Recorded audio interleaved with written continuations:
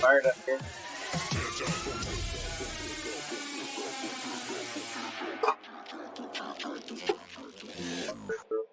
Pedals.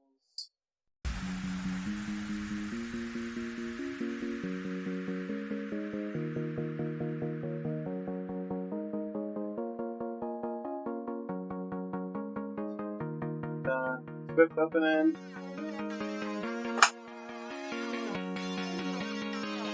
And then we'll be ready to go.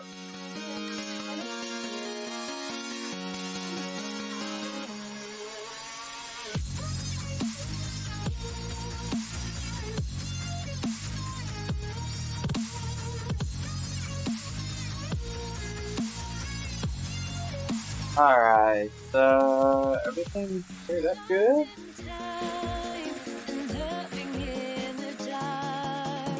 Try that. Alright, we're gonna do 2 races. Since that's the, starting plan.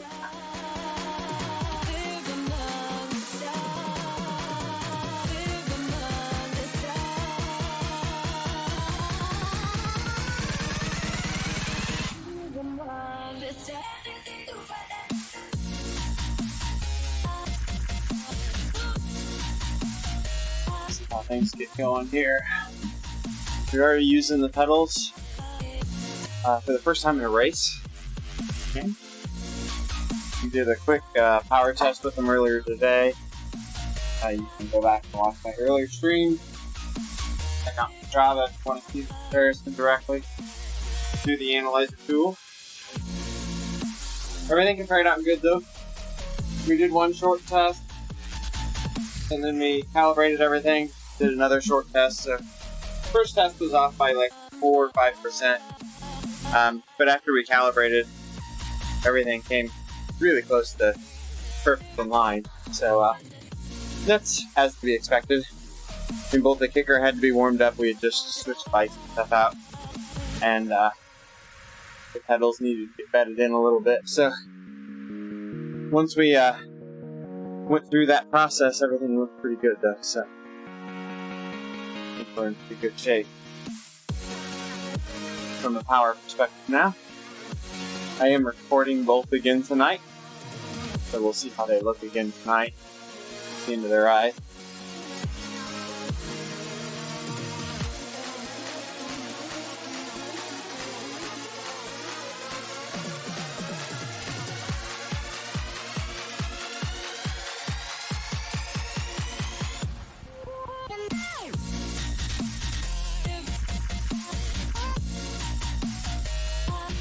We do need to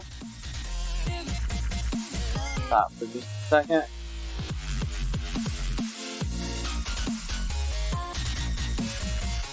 I need to remember to keep bikes too.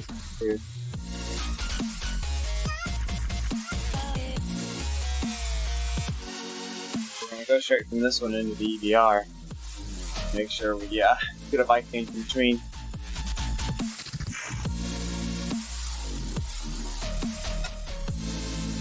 So this is like a 27-minute PT. Is roughly what this one's going to be.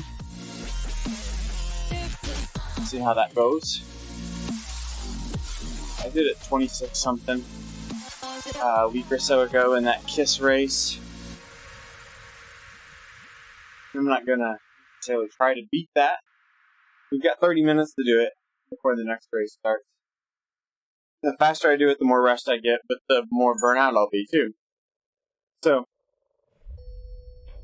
probably not going to look to completely crush it.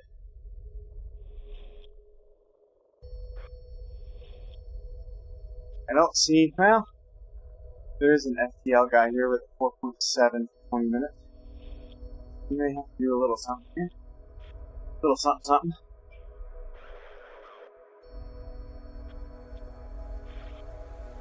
He's in the B group. I'm not sure what the A and the B group are here. Like, what dictates A versus B? Doesn't really say. But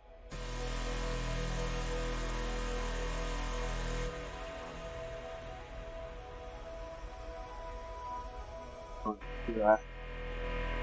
Face. I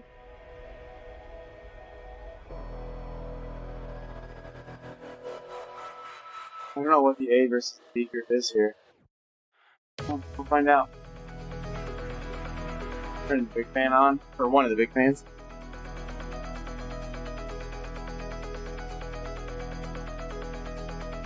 Turn the blower on once we roll out.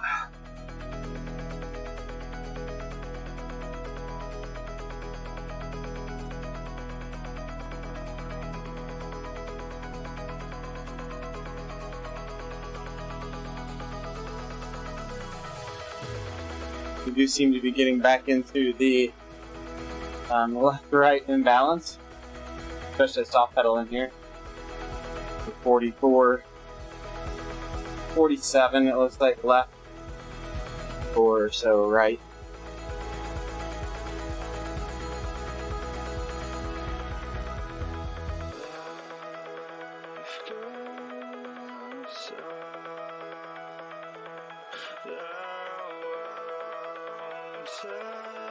Yeah, switch pounds through the stream as well.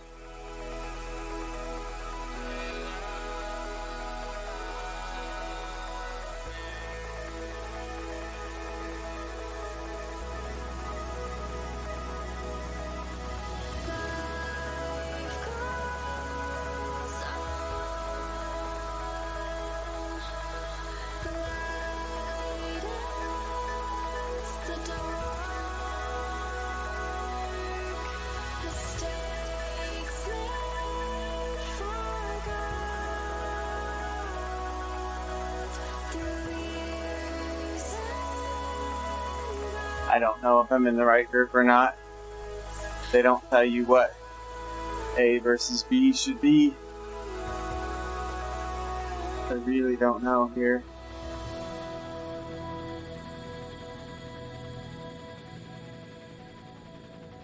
There's 2 vets in A and there's vets in B.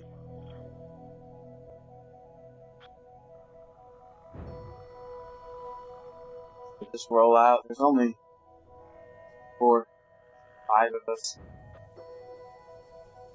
Not much here. Could be uneventful.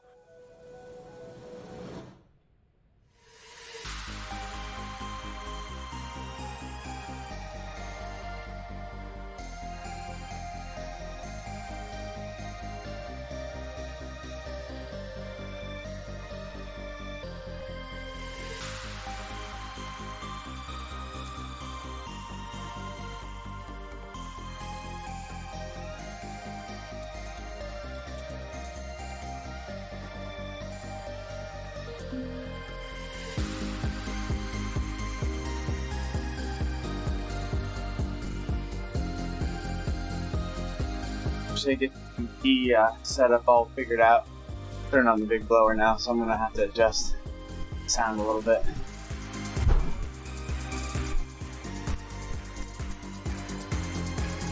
Okay, we should be a little better now. They get the TT format figured out a little bit better. These will be better. Like, I don't like that you have the sprint. You know, I've got the. All this is a race with the drafting turned off. So I like that we all go out together, but I don't like that we have to attack out of the gate to get up to speed. We should be able to, those launch pads, those 20 miles an hour, I think it is, launch pads would be great in a race like this. Okay, resetting the laps here. Reset. Let's go.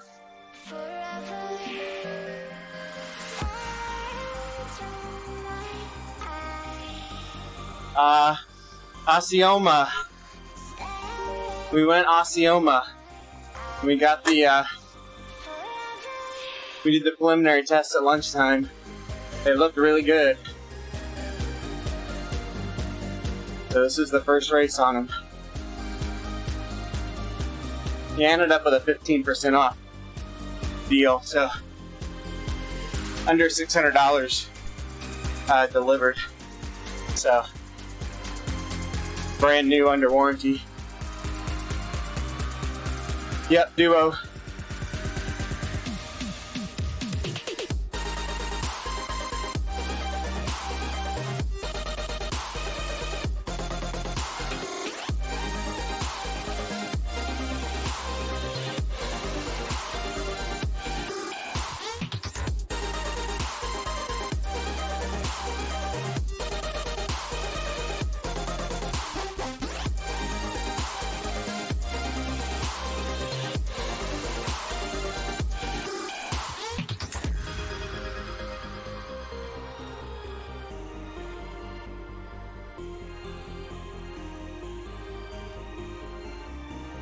Gonna be a hard evening here. I'm gonna do PT here for over 25 minutes. In 30 minutes, we start the EVR race. That's, I think, Innsbruckring. Flat, but sharp hits.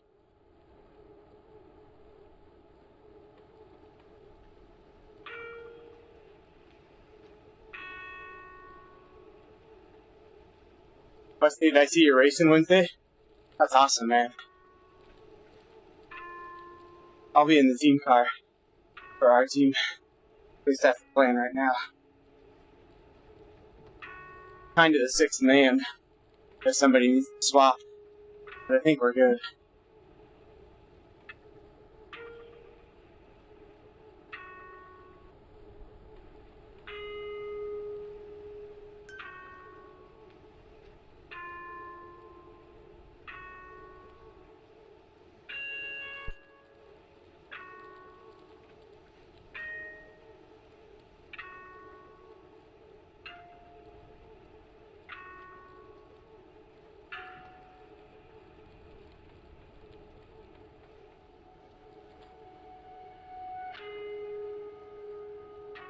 Forsaken brought their own bike. I'm afraid. Yeah.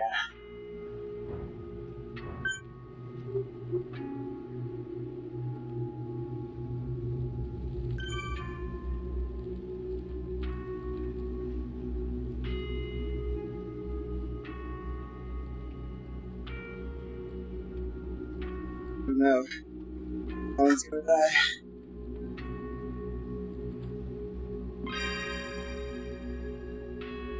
Oh well.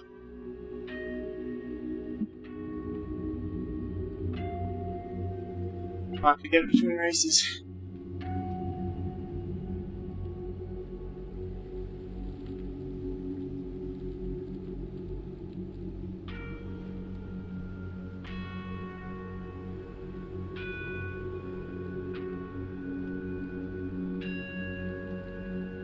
Forsaken giving up here or what? Yep, he dropped out.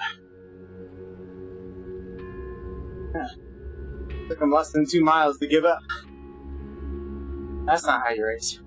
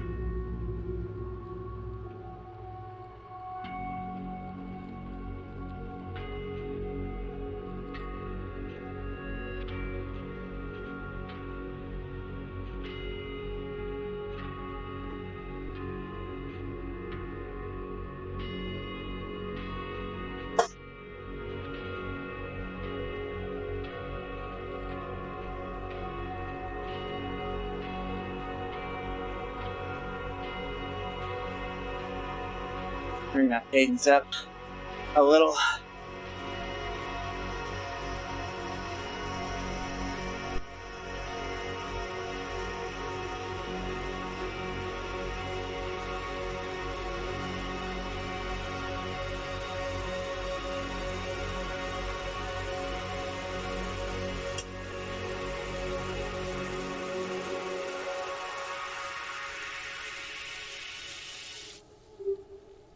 Thanks, Choppa.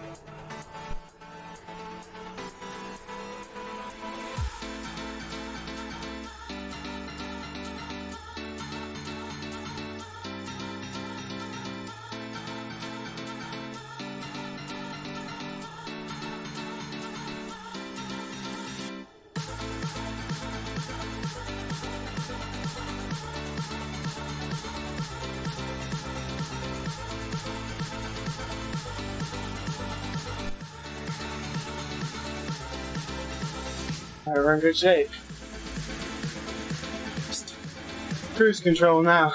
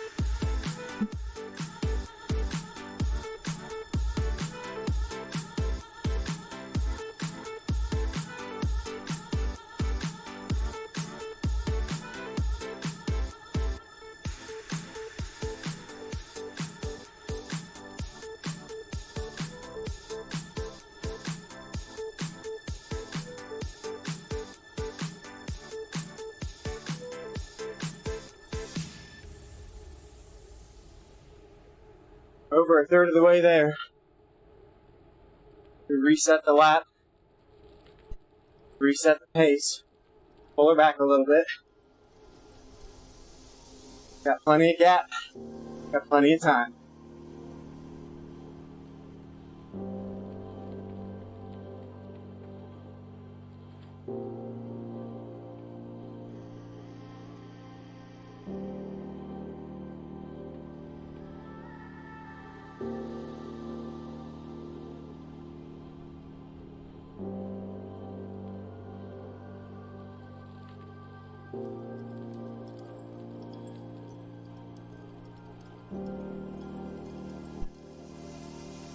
I fall in the dark.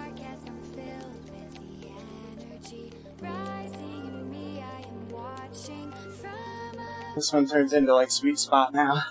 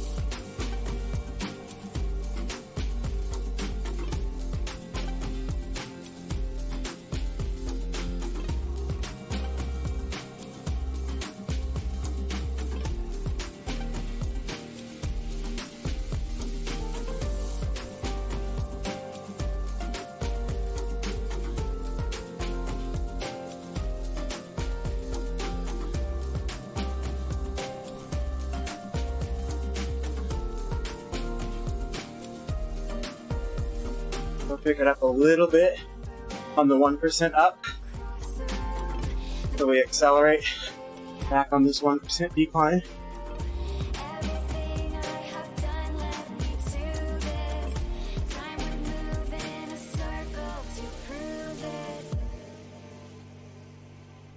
Still gotta ride the course even when you click it back one notch.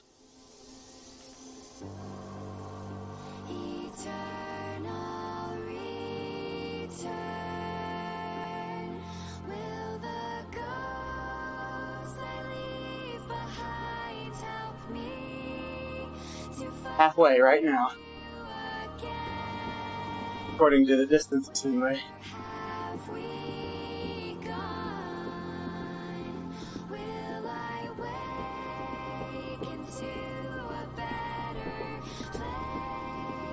Should have 3 minutes to spare at the finish line.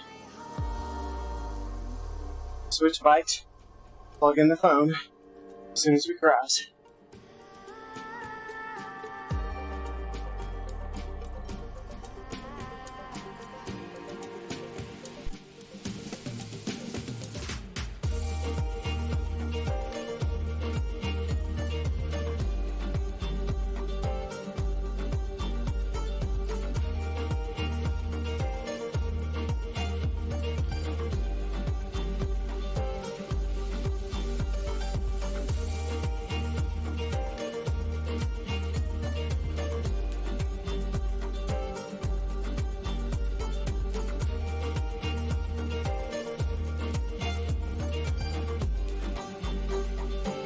I've averaged 4.3 for the race so far. 313 watts.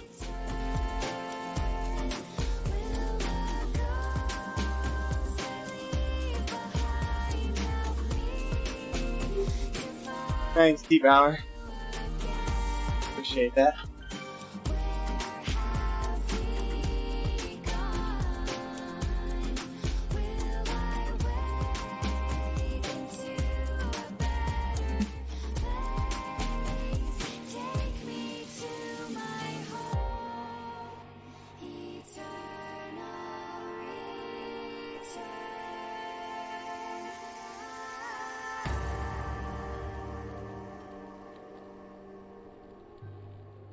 Five miles to go.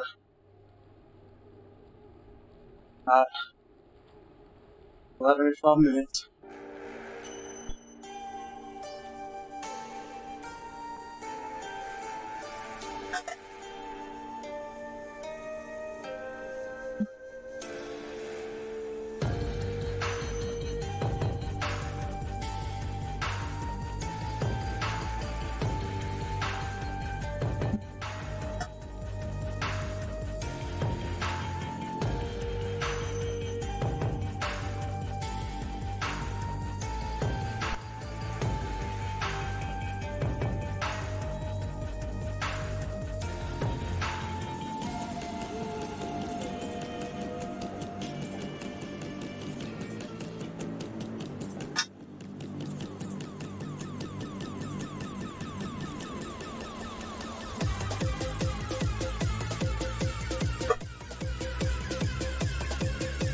I'm like in between cadence here.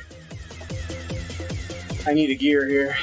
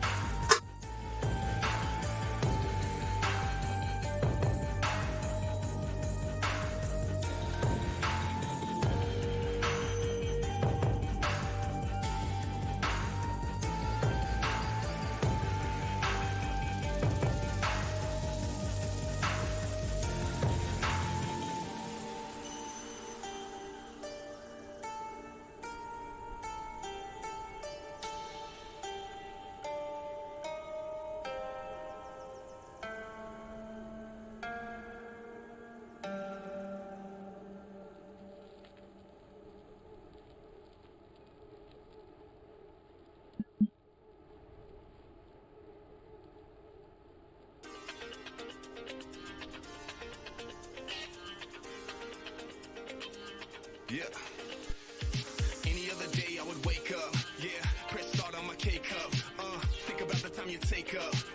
While you put on your makeup. But that makeup don't hide those lies you tell. We go round and round on this carousel. I can see the signs, baby, you can spell. Being with you is H-E-L-L. Peace. Think about the time you take up.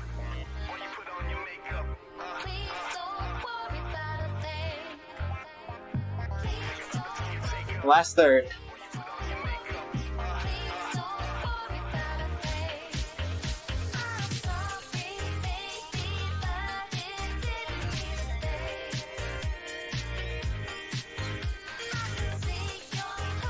Just steady pace. Bring it home. We'll ride the inclines here, but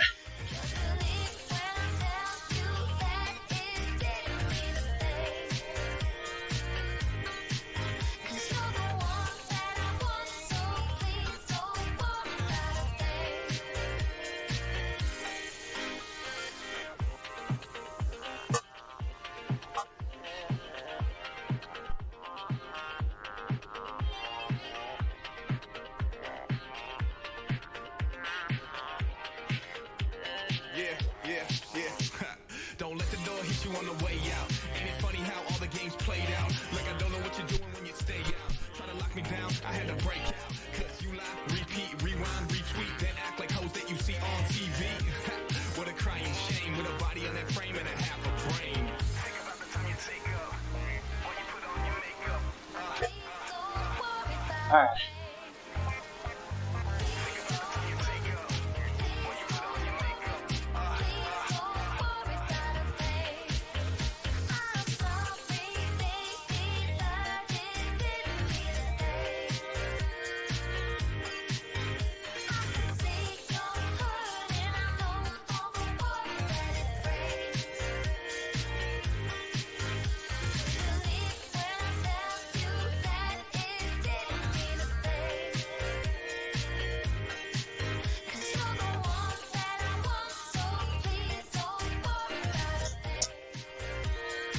Finish her off and get a short rest.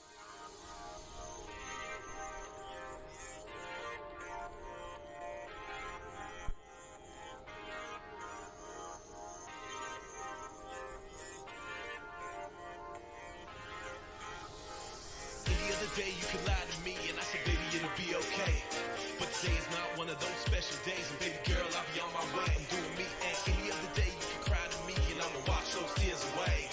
But everybody knows that you play it sweet, girl. You ain't no Sarah Lee. I'm doing me. Don't let the door hit you on the way out. Ain't it funny how all the games played out? Like I don't know what you're doing when you stay out. Try to lock me down, I had to break out. Cause you lie, repeat, rewind, retweet, then act like hoes that you see on TV.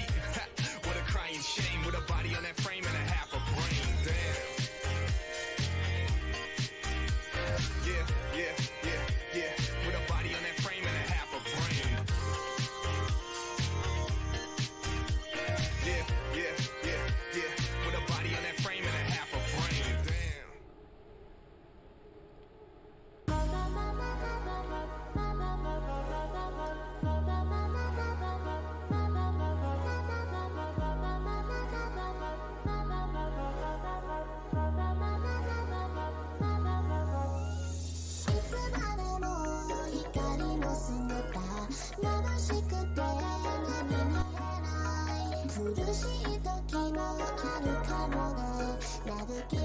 What goes around comes around.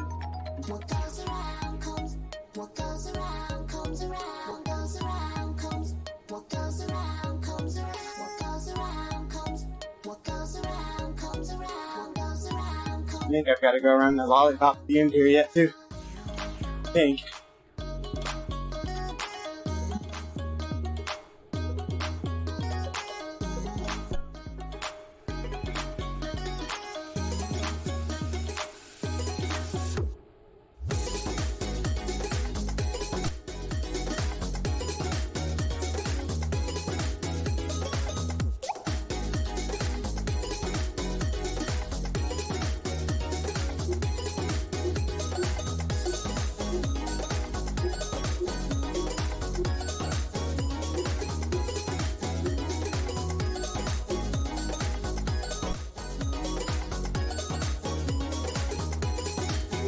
Thanks, again.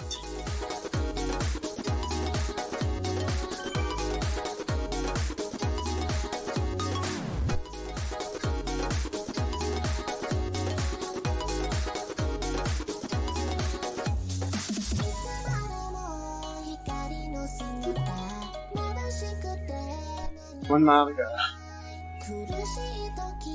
Gotta go up around the lollipop and back. What goes around comes around. What goes around comes. What goes around comes around. What goes around comes. What goes around comes around. What goes around comes. What goes around comes around. What goes around comes. What goes around comes around.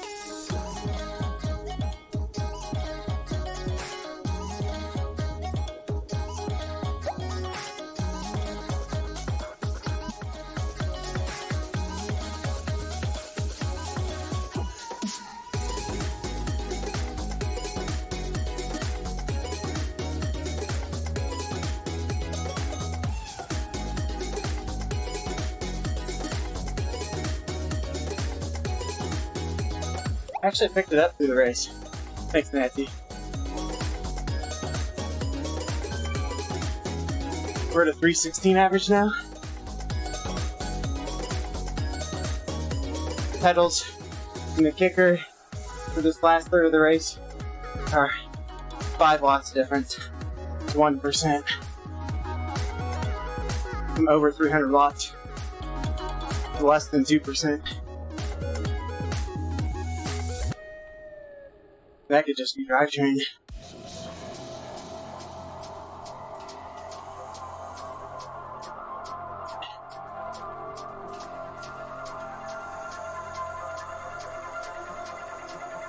Distance changed, didn't it? That's alright. We still got time. Went from 0.9 to 0.5. Intersection confuses it.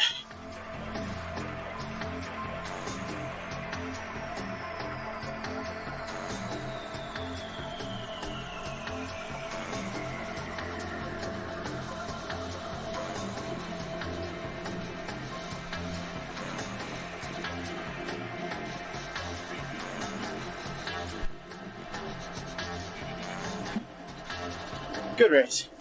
Good effort.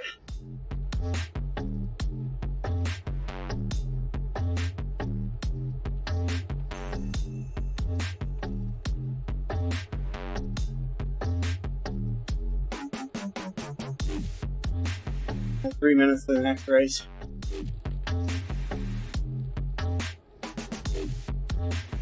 First thing we gotta do is the bike swap.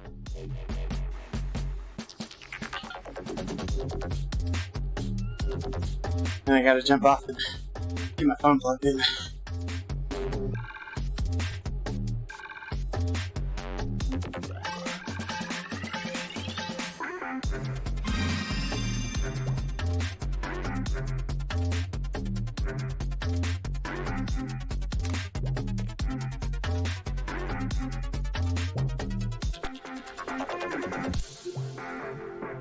Come on. Join that. Get this phone going here.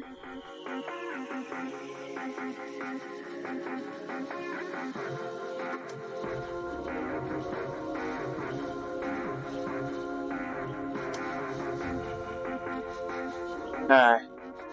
Phone's plugged in.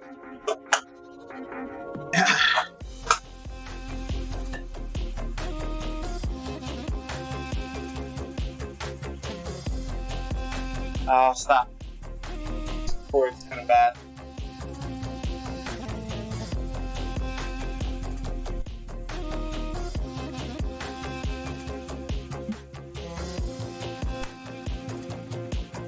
Get the companion app open. I don't think I'm going to be able to use it now. I need to get these dumb aero bars off the bike so I can have a little more room inside here.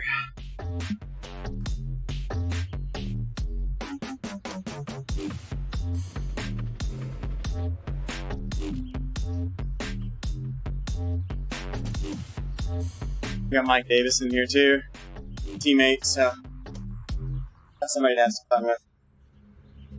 Gotta get a drink.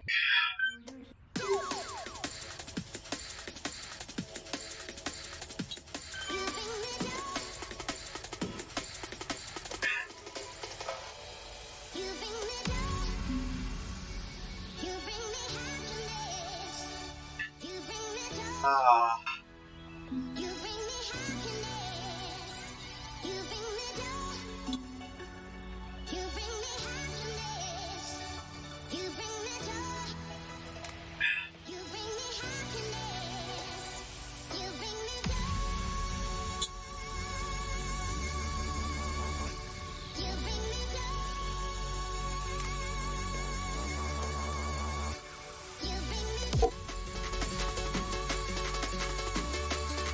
Get ready to rock and roll here.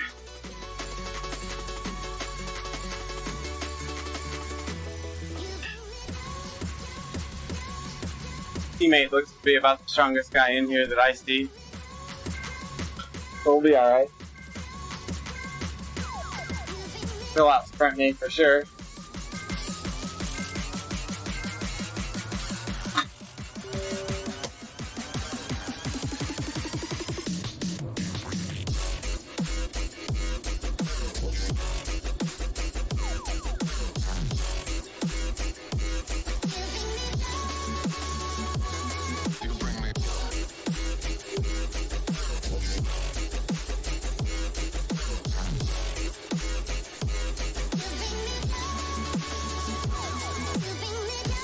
Alright. Double draft. Ride wheels and have some fun. Woo!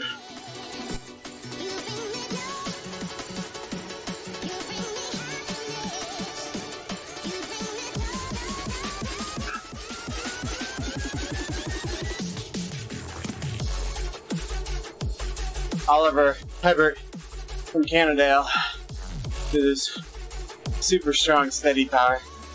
Not super strong sprinter though.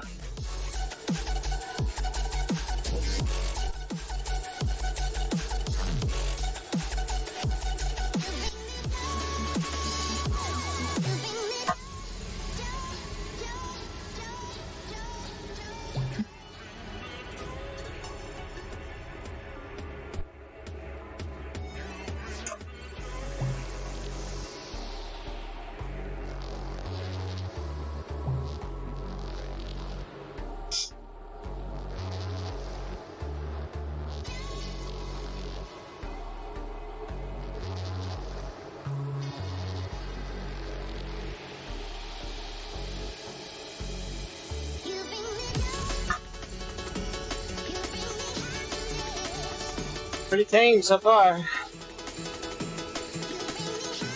That's good for me.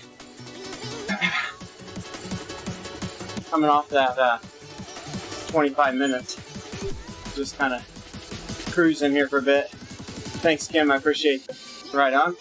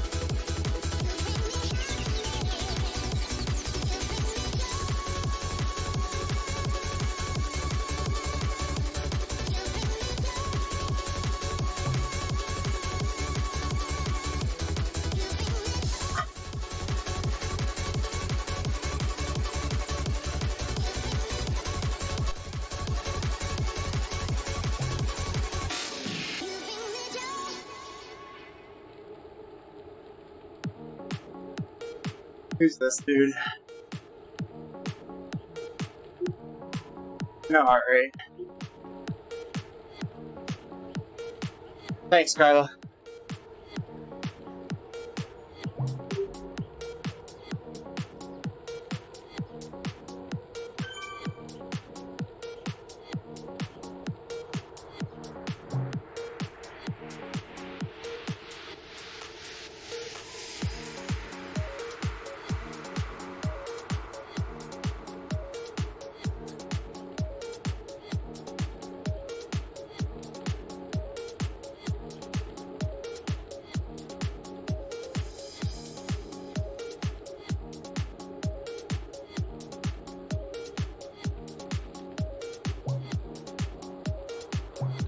Racing on the new power meter.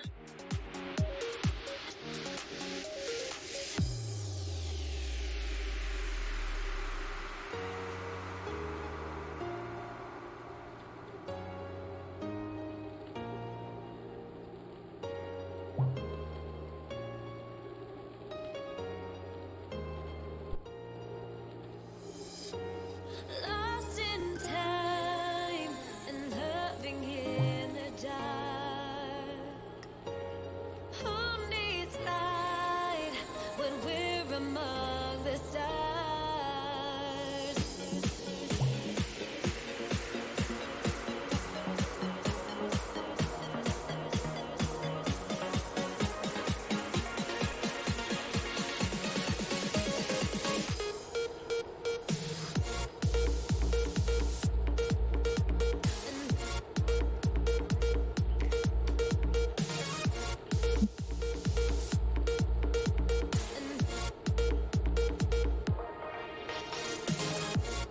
Yeah, you can't, man. That sucks, too. For mountain bike, you gotta go crank-based, really. You could go wheel-based. But that's... I think PowerTap might have a disc brake hub. But I'm not sure they've got it for all the different spacings now with the boost and through axles and all that, so... I think you pretty much have to go crank-based.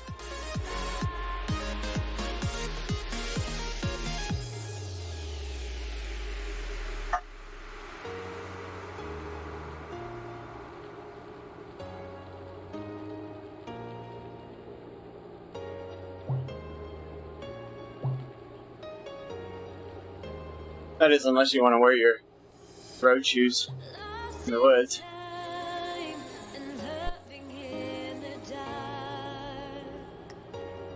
Who needs light when we're among the stars? I think somebody would come out with a good one for mountain bike soon. Alright, Carla, exactly. If your shoes never touch the ground, it doesn't matter. Right?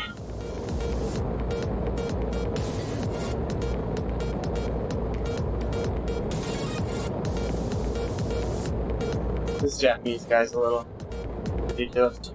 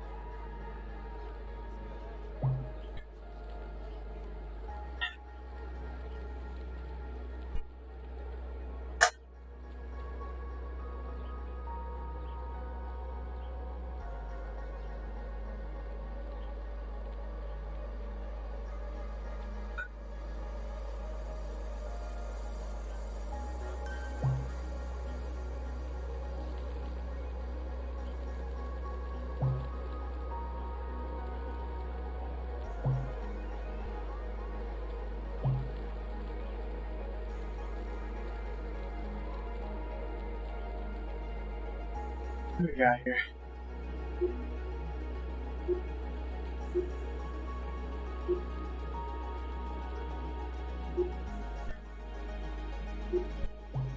Okay. Everybody else has got heart rate other than him. We'll just try to ignore him. Maybe I should have followed on that climb. I didn't think I was hitting it that hard.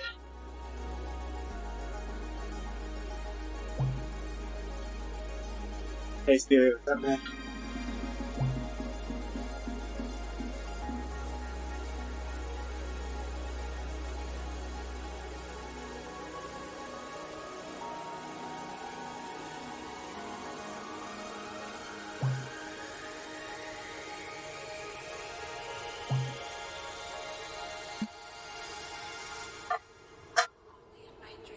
Yeah, I agree, Carlo.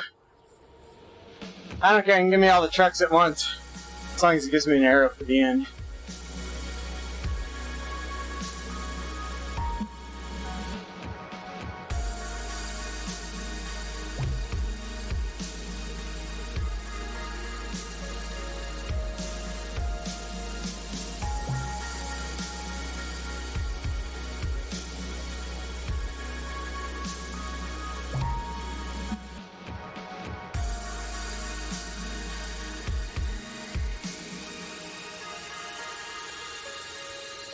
Sounds good, Stevie.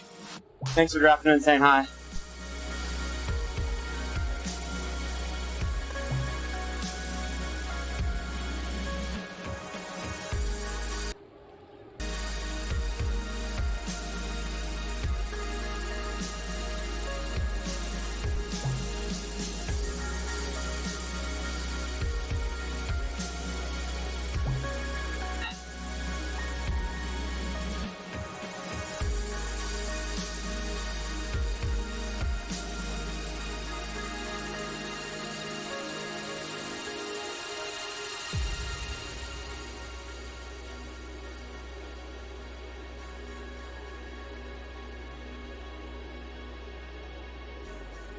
Heart rate's recovering good.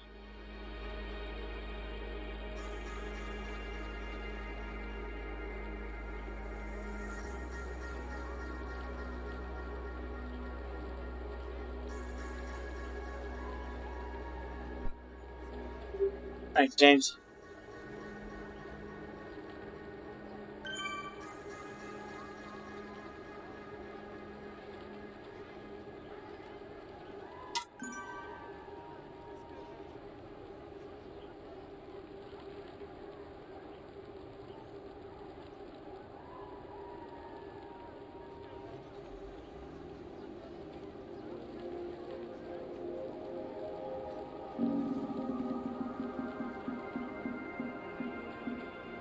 Another draft. 3 in a row.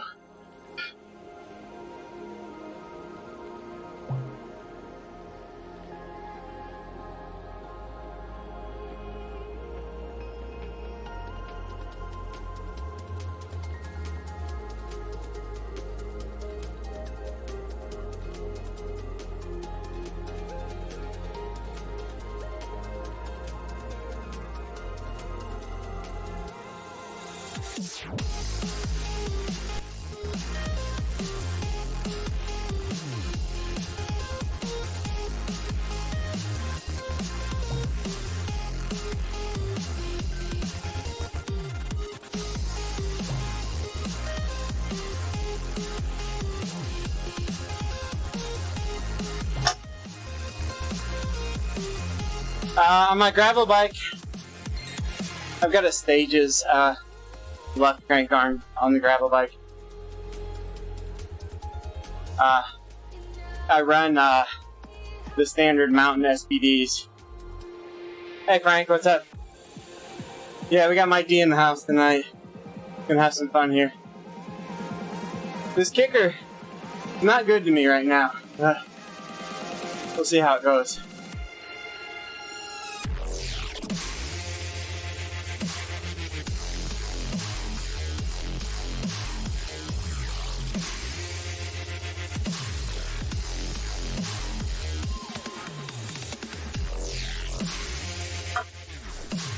He's gonna burn it off the front here.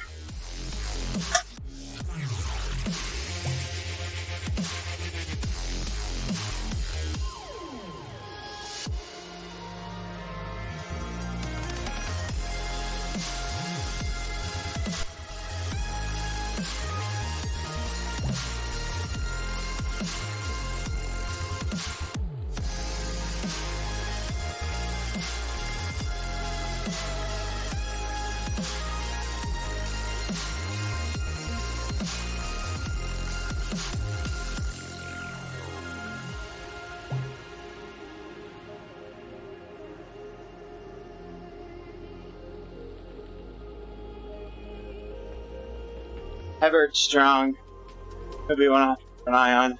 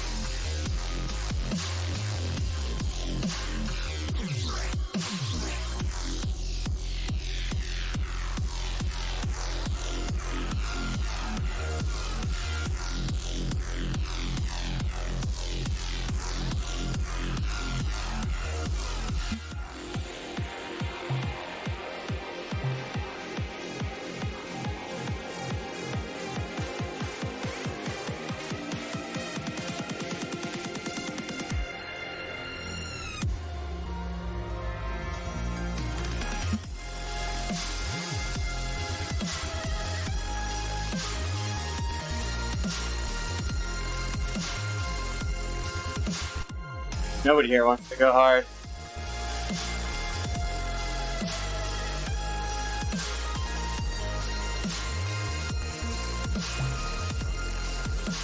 Yeah, it's super mellow. This kicker kind of hurt me last time. I haven't done those 1 minute efforts like that. That's why I did this race. I mean, I need some work on them. That's why I'm kind of saving it to make the best of the kicker. Somebody could pop me pretty hard on the kicker, I think, if they really went after it. So, I'm playing to that right now. I'll use the draft truck on the kicker, even though it's uphill. That's really the only place that they're going to get me in a spot of bother before the sprint anyway, so. Every little thing I do brings me right back to you. And at the pace we go up the kicker, there's still a draft there. Now when she in my bed, What made it harder last time too is when you're under me, the guy in the blue jersey, you always find Kanahama, took off. Got a little gap before the kicker. Got me a little too jumpy. The only guy here with no heart rate though, so he seemed a little bad the first lap. He's been good this lap, so far I'll give him the benefit of the doubt. But if he does any crazy attacks, I'll just follow the moves that follow him. Yeah, Carlo. Exactly.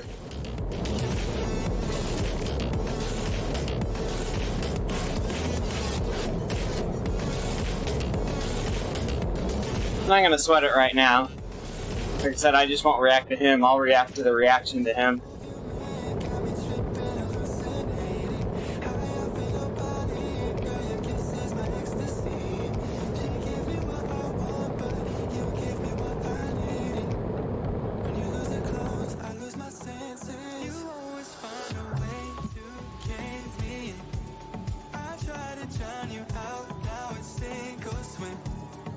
My gravel bike's 10 speed 105.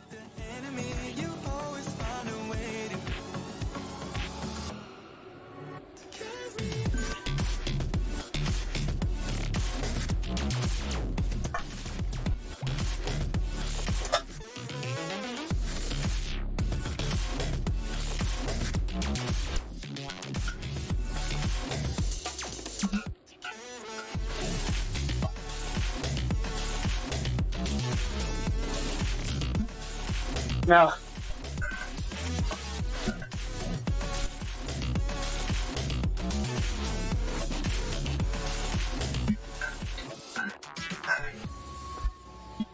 You're breaking me down. I relapse when you come around. Went down a rabbit hole, ain't no way out. You always find a way to get. Whew. Enough of that shit.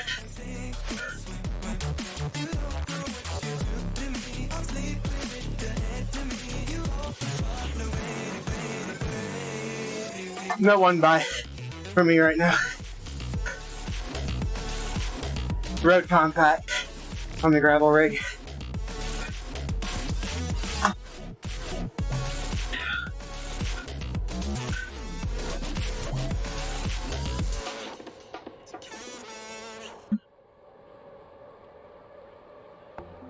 Whew. That's done.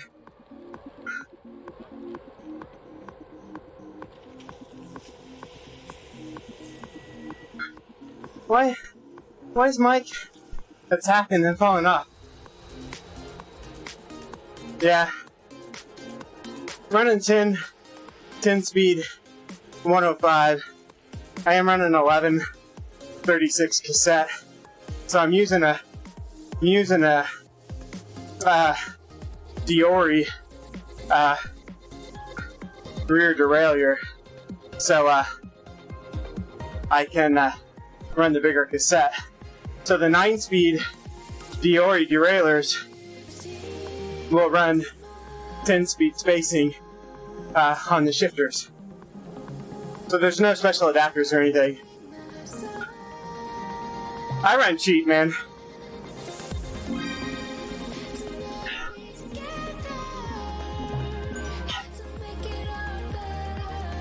10-speed 105 is pretty much all of my rigs. TT Bike's 10-speed Ultegra. It just works. I got no reason to upgrade right now. Well, I didn't get a truck that time.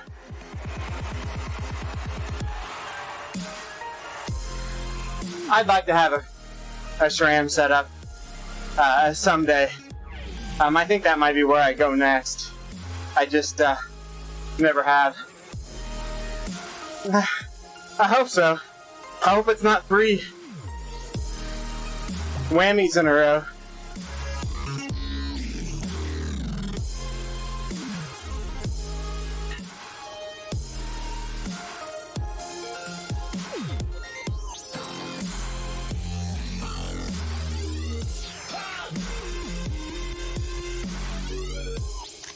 Interesting, Frank.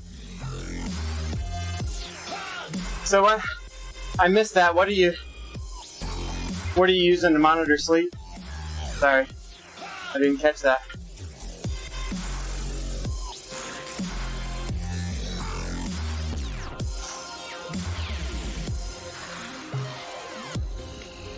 No.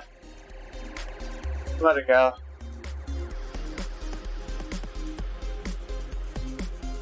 Whoop, okay. I got you.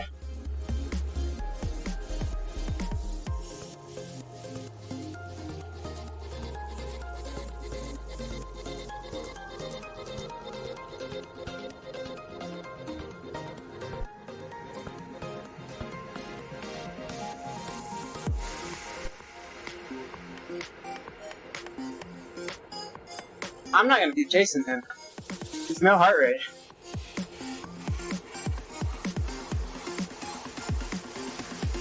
Like, I've got the Garmin watch to measure basic sleep, but not like what you're talking about.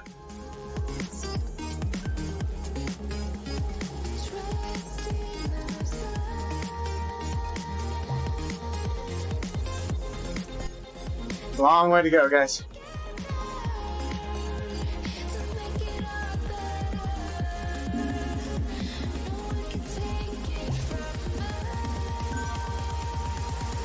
Gonna be 3 whammies.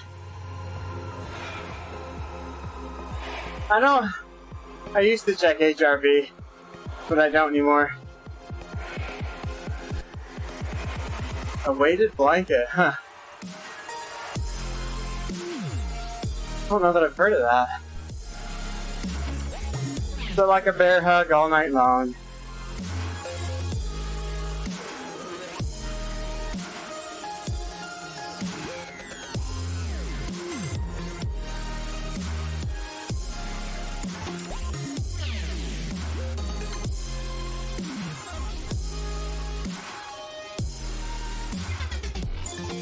If you have a blankie, you have to add it to your Swiftway, or you lose your man card.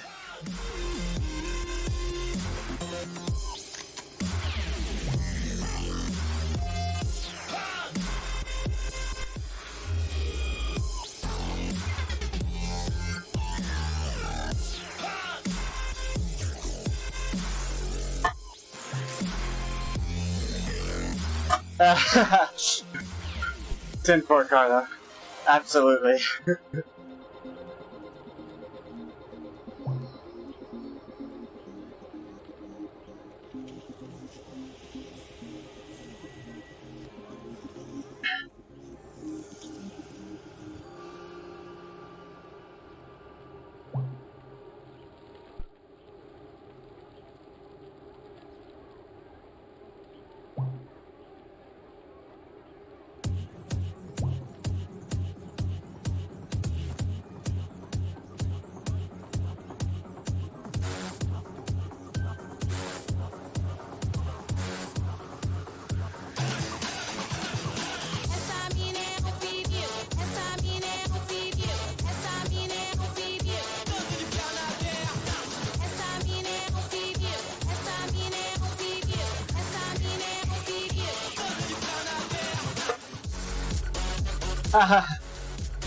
Nice.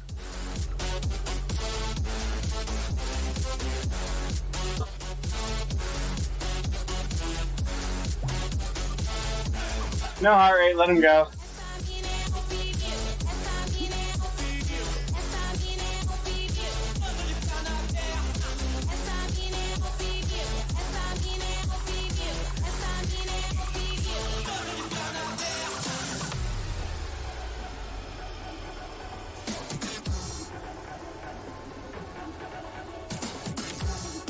I let Davis know if we kept hitting the hill like that, I was gonna break.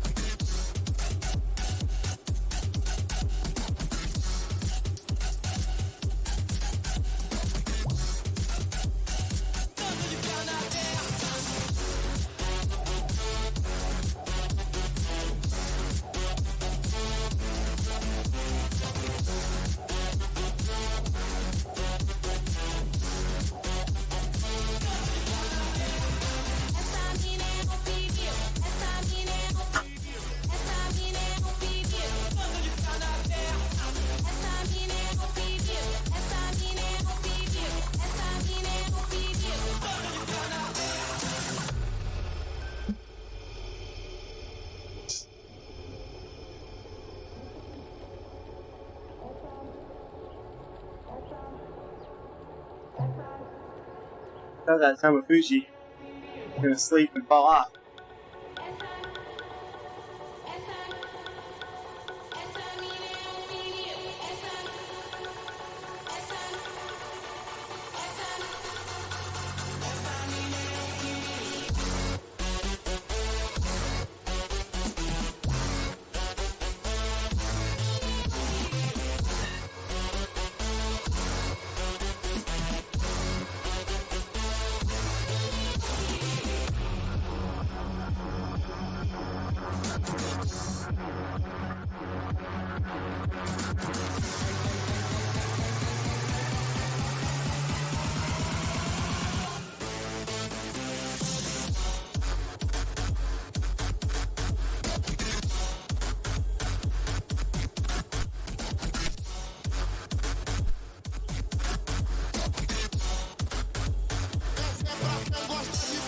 Playing a little game here.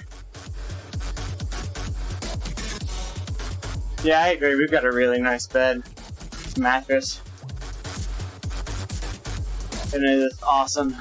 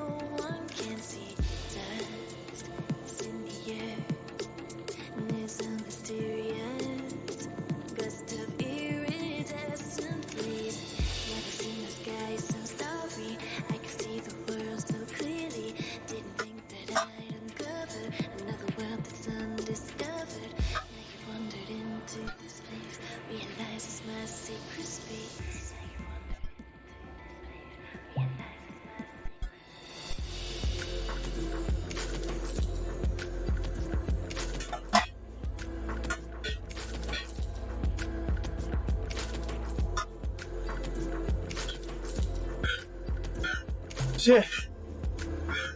I need to burn a helmet.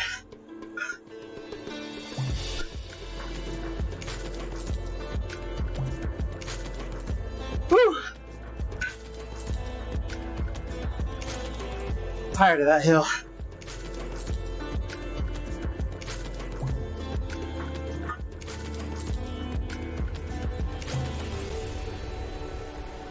And here begins our story. When we falling in our paths, of course, the time will slowly drift away. When it's over and we stand alone, the spirits softly whisper away. But now the stars have spoken and there's nothing left that we can do. Yeah. Oh, once in a lifetime, there's a What happened? I'm on a break.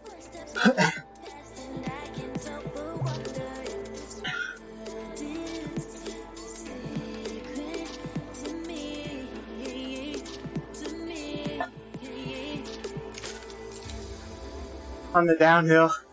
Yeah. And Tomofuji popped an arrow on the downhill. And we dropped him. Somehow.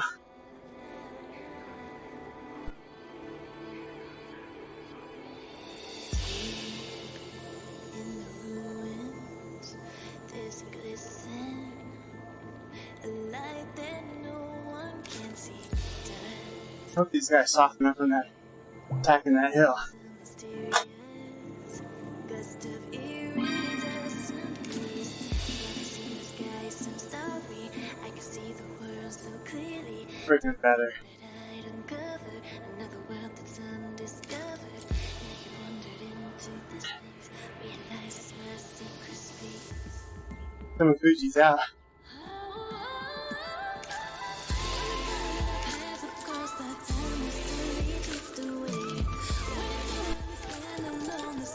Konohama, whoever it is, he's out of it.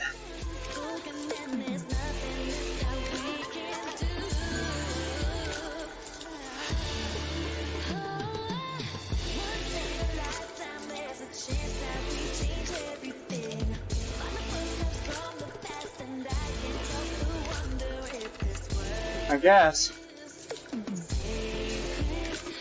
This dude's got a big FTP. He's a 5'4", 20-minute guy. But Davis is sitting up.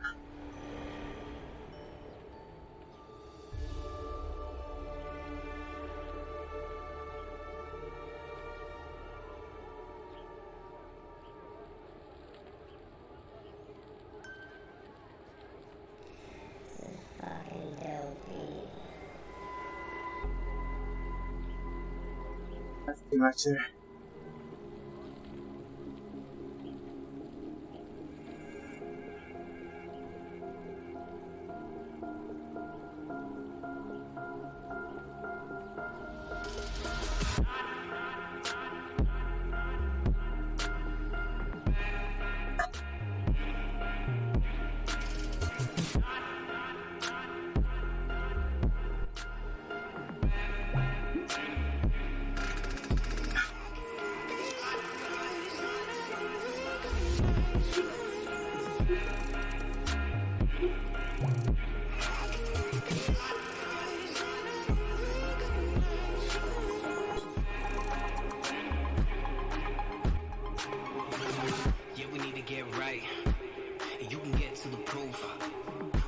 I don't want to do this.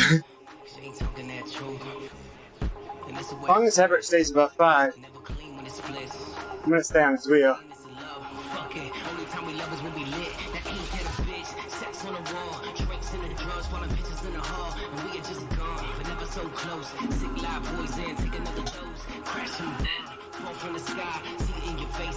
Going around him.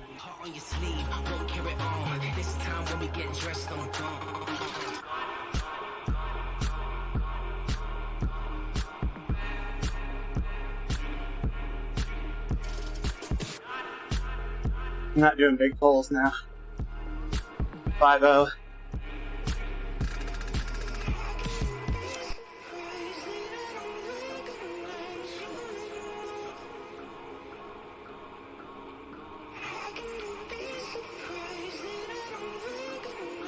Yeah, he sent me a message. Said he's slowing him down. Staring at this phone, I should just push send. Digest my words when the clock hits 8 a.m. I think I just gotta sit now. Switch lanes, lights flashing. This little efforts hurt. Pods left in I gotta get over this next time. till we meet. Close to our feet, no time for the bed. 3 days no sleep, you know how we get. Bottles on the ground, loves on the counter. In the beginning, who would've thought we would amount to the people just lost. Look at what we did. Maybe it's on me and thoughts that I had. Hearts on our sleeve, won't carry on. This town where we get dressed, I'm gone.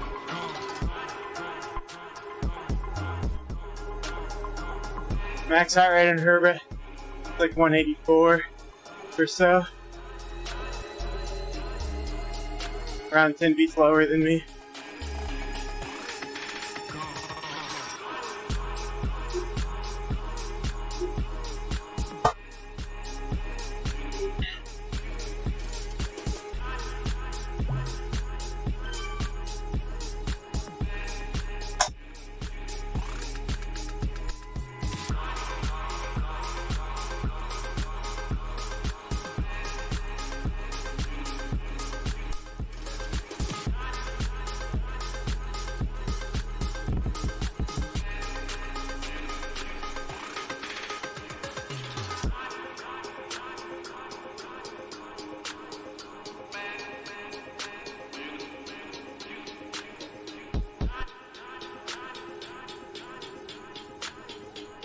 Not sure why we're working this hard now. We got a minute gap. Like, we're secure.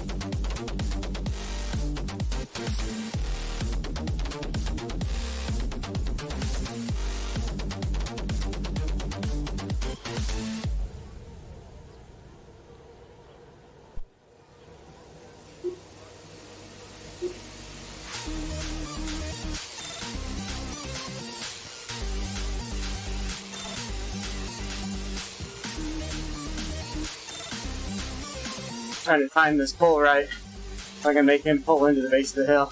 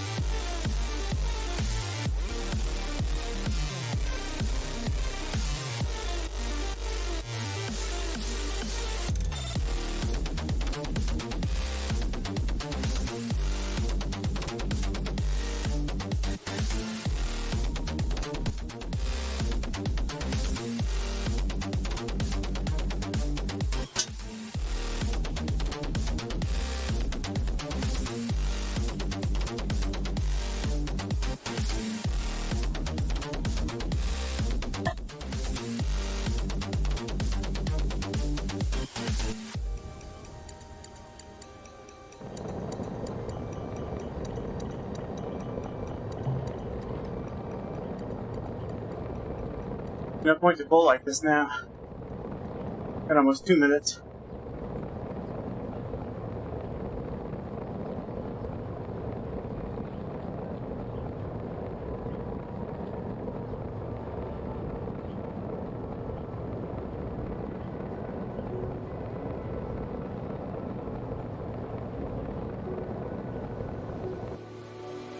Chase the wind and touch the sky. A star's light shines on long after it dies. Oh, in the night, live every day as if it's your last. Our memories been bright like beacons of the past. Oh, in the night, race against the sun. Now we race against the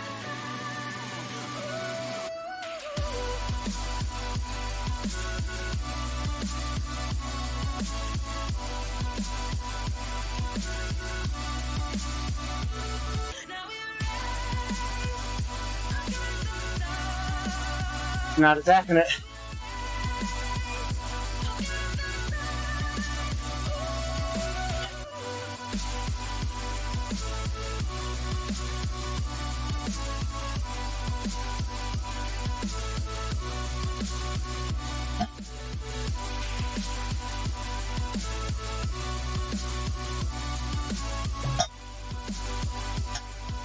Yeah. Thanks, Sushi. Woo! against the sun. Now we race against the sun. Race against the sun. Now we race against the sun. Hebert. He's got a bigger engine than me. So, trying to be economical here.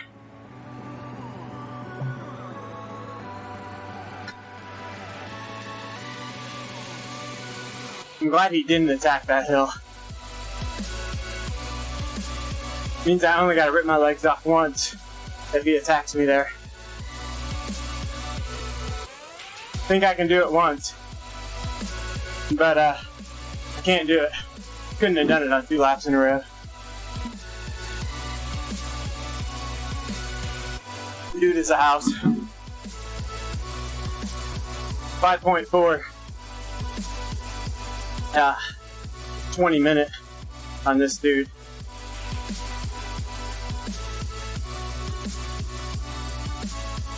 He's got a half a watt per kilogram of FTP on me. Right now, probably.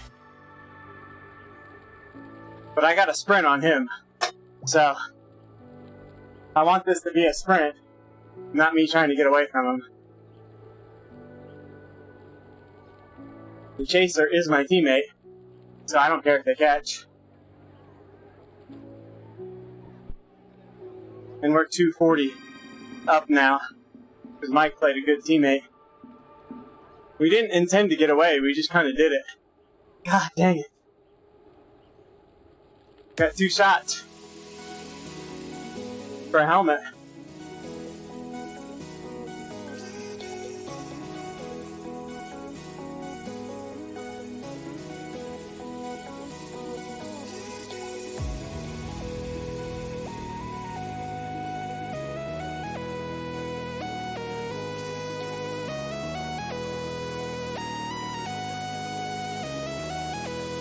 Yeah, but I gotta burn it.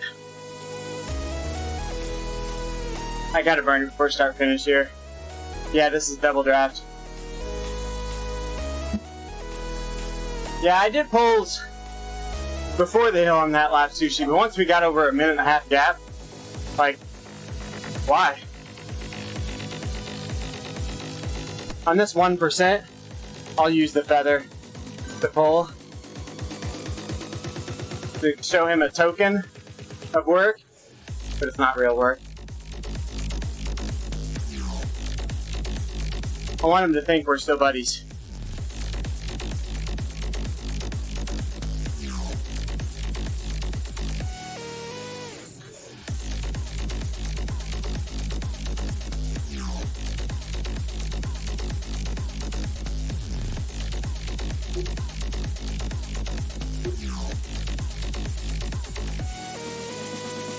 Yeah, when I go around him, he'll draft. But I have to go around him. He won't back off. Like me, I'm gonna do here. I just back off. He goes around. He won't back off and force me to go to the front.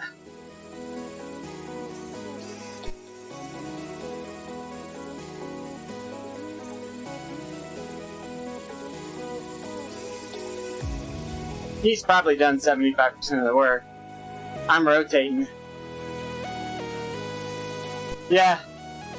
I mean, he's 5.4 20 minutes on Swift Power, so, I mean,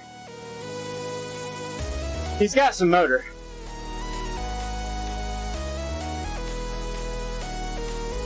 I've only averaged 3.5 for the race. He's averaged 4.6.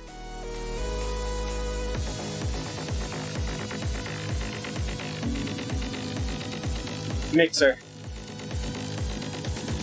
Ah, yeah, baby. Yeah, baby, yeah, baby. Just gotta get up the hill.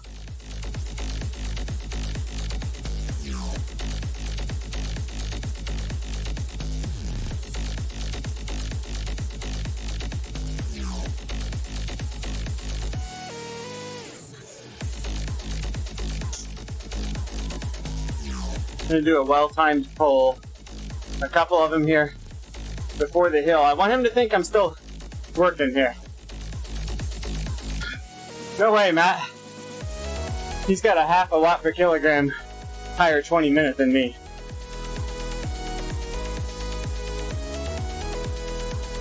Testing new pedals tonight, so everybody's aware. New Osceola pedals, replacing the B-Pros. We did a test at lunchtime, uploaded those to Strava. You got to compare. Yeah.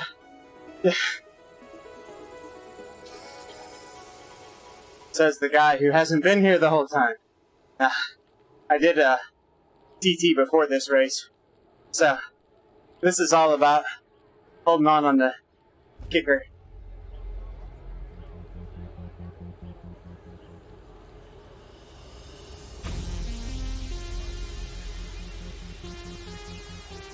PG. ITU maybe, but not ATG.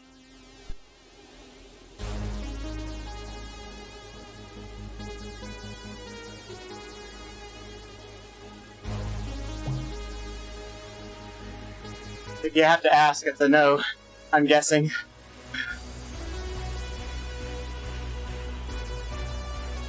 Matt, I have not pulled the trigger on Des Moines. Regular reg opens tomorrow. I still have till I go to bed tonight to decide.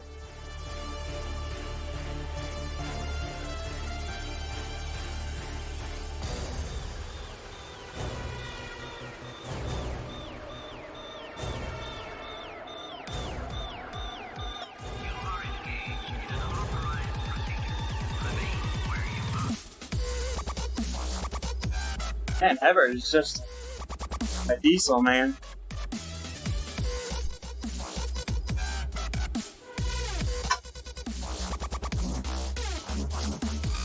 This.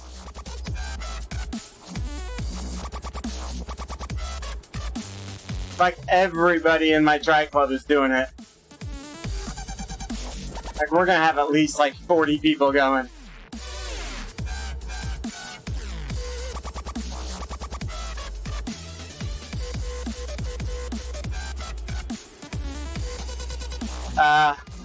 They're 3.5 back. Looks like they're beating on one another now.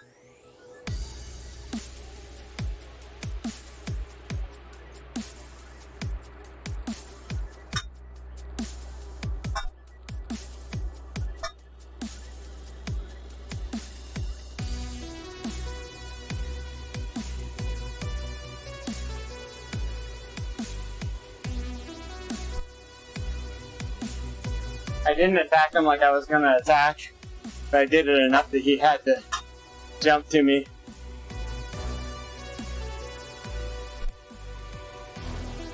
The one Asian dude's gone. Whoever it was. Kumahama. Whoever. He's gone. It's just Davis and Tomofuji back behind us now. The other guy took off somewhere.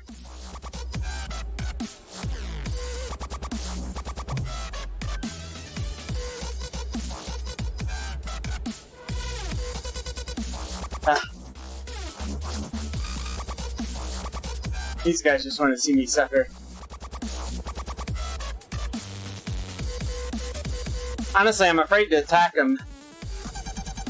Burn too many matches and then he hits me on the hill. Because I cannot do the hill as hard as we went up the first 3 times. Like, I almost popped every hill except for the last one.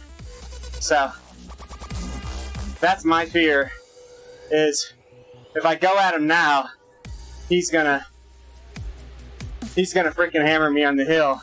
And then he's got the engine probably to stay away from me.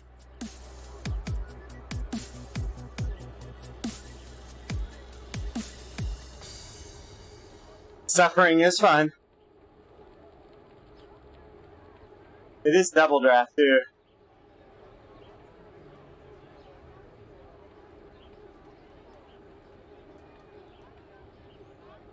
I may play with him on the hill if he doesn't go by like 3/4 of the way. They shortened it, Sushi. Same strength, less time. Like half the duration, 15 seconds maybe.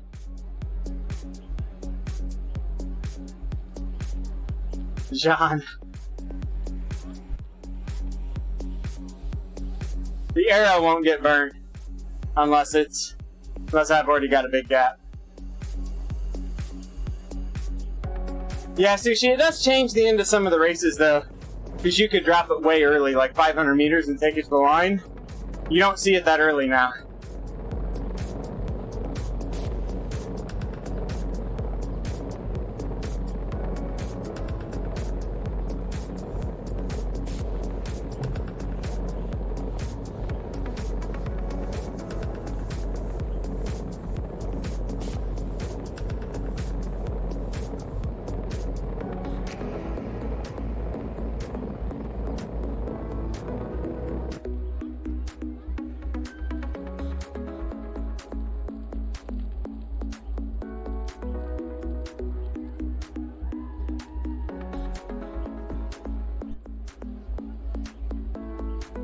Yeah, Davis. Davis is a man here.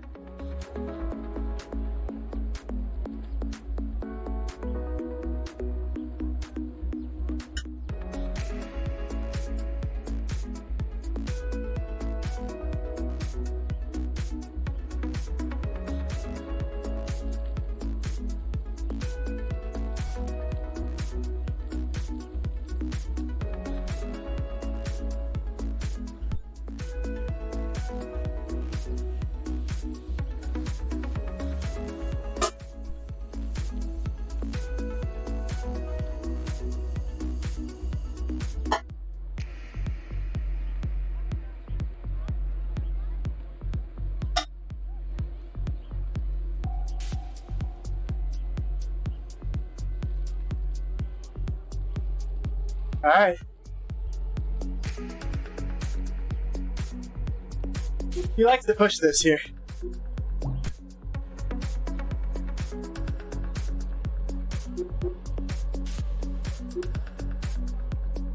He's got a 180 max, 185.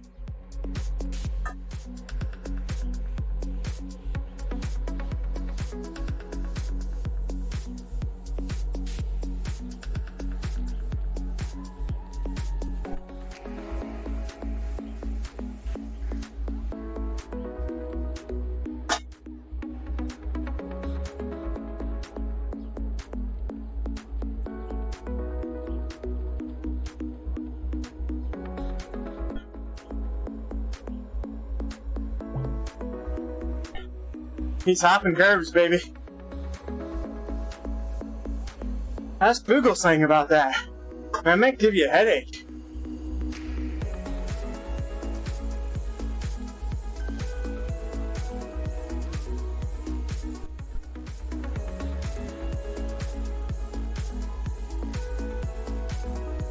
Now I just have to be ready to react with double draft.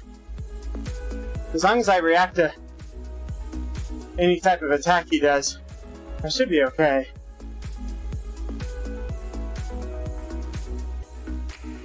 If there's nobody else around, why are we parting on the draft here? Like, I should be right on him. Picture collision stuff. Swift. I shouldn't be wandering out from behind him.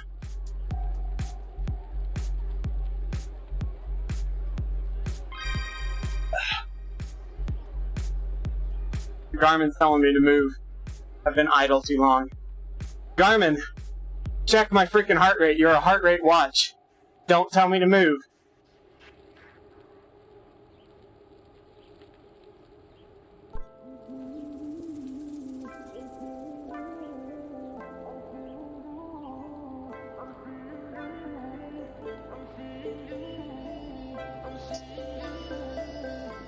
I almost feel bad. Like, is this guy just not care?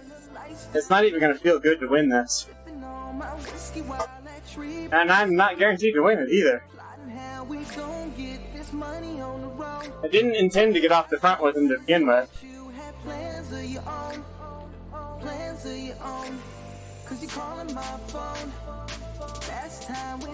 It does.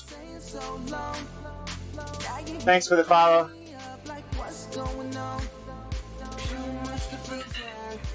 I mean, 0.7 miles to go, and he's just towing me along.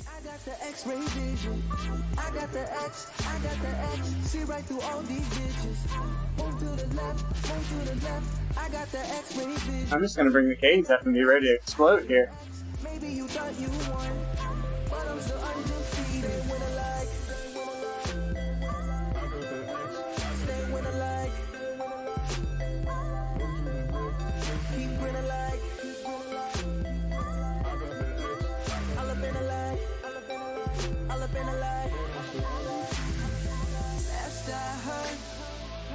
Chasing everything you thought you deserved.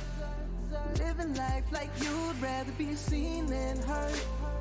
Playing with them matches till someone gets burned. Lessons get learned. Now you calling my phone. Last time we spoke, you were saying so long. Hey, thanks for the sub. Beating me up like what's going on? Prime sub from Sushi. I mean, hell, let's go.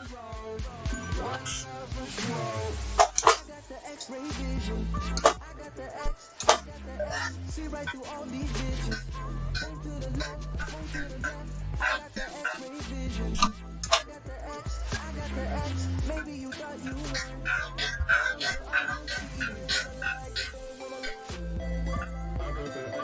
Stay when I like.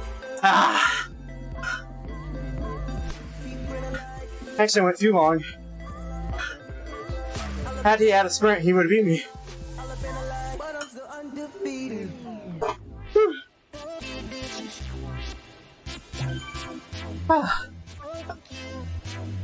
Yeah. So you see the timing on that.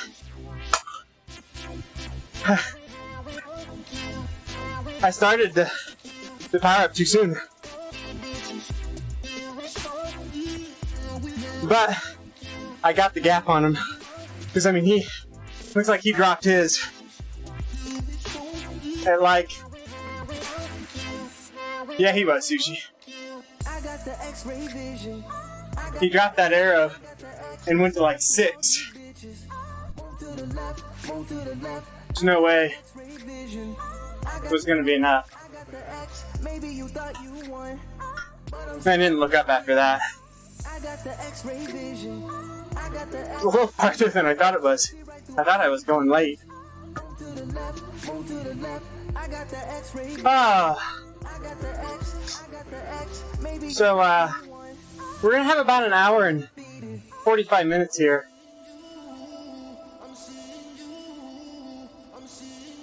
That's possible. I mean, I was geared ready to pounce. You can see my flat sprint there. Later, Carlo. Have a good night, buddy.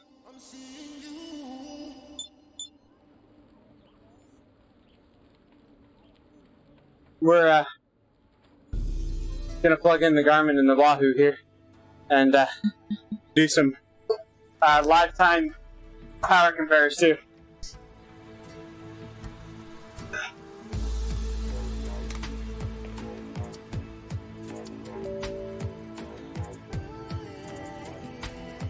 I may try something like that this winter, Sushi.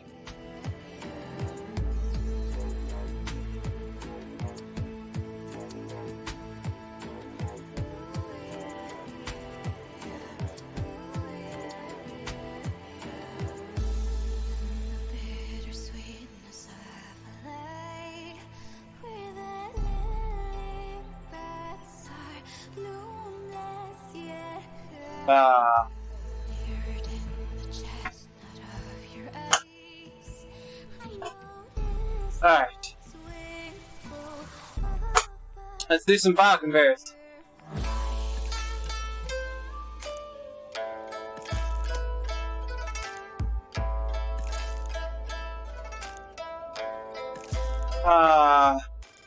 Kill a fan or two so we can get a little better audio here for you guys.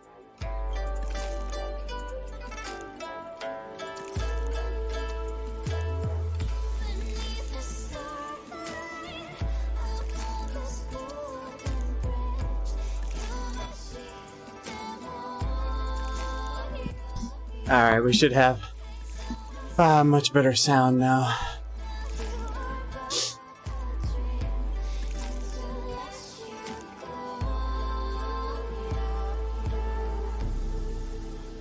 I gotta get these aero bars off of here so I can get the keyboard a little closer.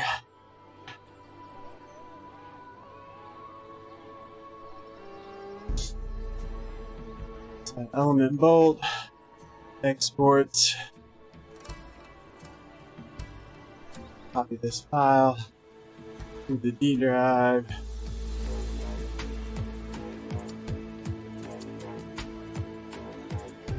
Open that one. And then off the Garmin. The Element Bolt is recording the pedals.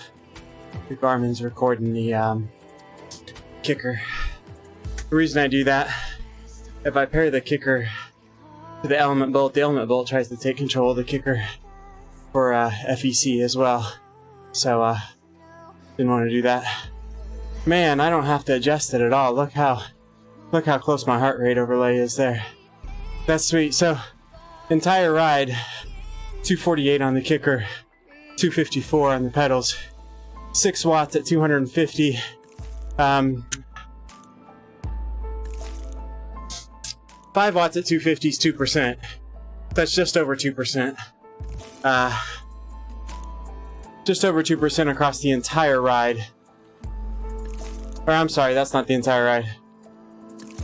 Yeah, absolutely, Sushi. I'm super happy with that. 248 to 254 over the entire ride. I don't have a freshly lubed drivetrain, anything like that. I'm going to lose 5 watts in the drivetrain. No big deal. Here's the time trial. 309 versus 316. I noticed this gap a little bit doing the time trial. That's 7 watts. Still not huge. Just over 2% again. 6 watts at 300 is 2%. But I also noticed this got a little closer. It got a little closer once the kicker heated up a little bit too. Let's look at the second race here. 249, 255. So 5 watts at 255, that's 2%. Now the thing to look at is like these efforts here, like the hill efforts. And look how close those come together, going up and down the hill there. The peaks match pretty damn close between the two of them. They dip together. We already looked at the heart rate, where the heart rate moved together perfectly for this ride. So, I mean, they seem to stay in sequence really good. Let's look at the sprint. So it looks like the pedals reacted a little faster in the sprint, but actually the kicker maybe peaked a little higher. that's a 1021 on the pedals, and that's a 1051 on the kicker right there. The pedals went up, looks like about a second sooner they hit the peak, and about a second sooner they dropped off at the end. So, similar to what I felt, typically the pedals and my Beat Pros were the same way. They reacted a little faster.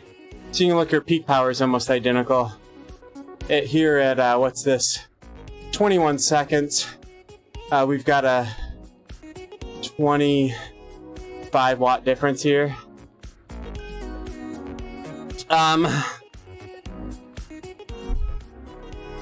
The Asiomas I got for just under 600 delivered.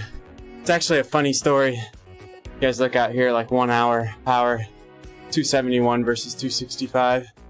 Like we're super close. So the story on the pedals, and here you can see the overall stats if you want to look at them quick. Yeah, these are the duals.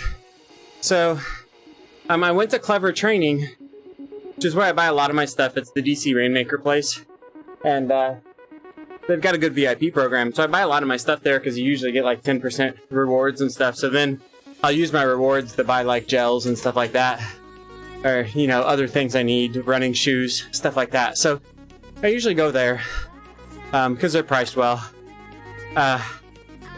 So yeah, so I put them in my cart to see if I got any kind of discount on them for being a VIP, and I didn't. So I had a couple of coupon codes in my email that I'd gotten from them over the last few days. So I tried those. None of those worked. They all said they weren't eligible on that item. So just kind of ignored it that day. The next day I got an email from him. It was like last Monday. Got an email from him that's like, hey, here's a 10% off your purchases today. 24 hours, 10% off. One purchase. It wasn't one item, it was one purchase. One transaction. And at the bottom of the email, it actually had the contents of my cart. It was like, hey, we've seen you've had recent activity in your cart. Here's a 10% off coupon. And at the bottom of it, it actually had the pedals in my cart. So I went and tried to use that coupon like last Monday. And it said, sorry, this coupon's not valid for this item. And I kind of raged a little bit. And I sent him a service ticket to sales. And I was like, hey, don't send me a 10% off coupon for items in my cart when the only item in my cart isn't eligible for the coupon. Like, come on. Like, this is aggravating. And what's funny is I submitted that ticket on Monday. On Tuesday, I got the same email. And on Wednesday, I got the same email. Like 3 days in a row, I got the same email about 10% off items in my cart. I had the pedals in my cart at the bottom of the email. No. So Wednesday, at the end of the day, right before 4th of July holiday, like 3 o'clock in the afternoon. So it'd have been like, they're in Florida, so it might have been 4 p.m. for them. I get an email. We're sorry. Our service tickets are a little backed up this week due to the holiday. Our normal response time is within 2 days, and we're going to be unable to respond to you within that time frame. Here's a 15% off coupon for your troubles. Valid on any single purchase. We hope to get back to you soon on your service ticket, which was a rant that I couldn't use my percentage off. And guess what? The 15% off coupon, it worked. So, I got 15% off. And on Friday, they replied to my ticket and said, apologies, the pedals do not qualify for any rebates. Favero does not allow us to sell them for any cheaper than their advertised price. And they were already in FedEx shipping to me. And I'm like, oh, okay, thanks. So you can go, the coupons do apply more to the Power Tap pedal. So I could go there and I could get 10% off of the P2s.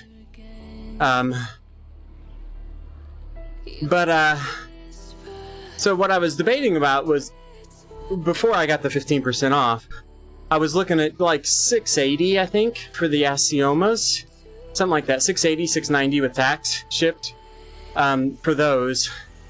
And with all the discounts on the P2s, I was going to be like $850, maybe, on those.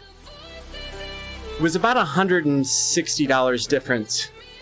And I was struggling with which one to buy because of the warranty and stuff like that. And PowerTap being, a US company.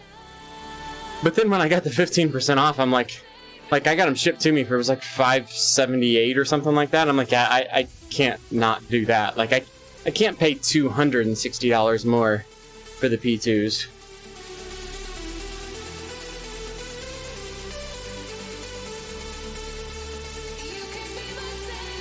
So now what I've got to deal with, I've got to decide what I'm going to do. And I should decide here pretty quick. I think I'm going to try it. So the B Pros are faulty. There's something wrong with them. Not exactly sure, but they're just basically all over the place on power readings. They'll read pretty good for a while. Like, I'll ride them for an hour and be like, yeah, they're pretty good. And then I'll go a little bit while longer.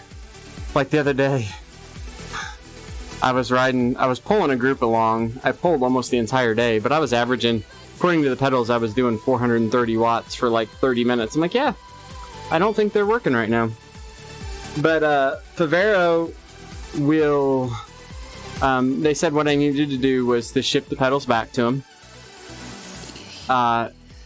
And they would review them and give me a report on what it's going to take to repair them. And I replied, and I'm like, well, before I ship them to them, I kind of want to understand, is it going to be a warranty thing or not? And they said, no, it's not going to be a warranty. If they just needed to, and I forget the term that they used, but basically if they just needed to reprogram them, it was going to be like $90. And then I'd have to pay shipping back from Italy.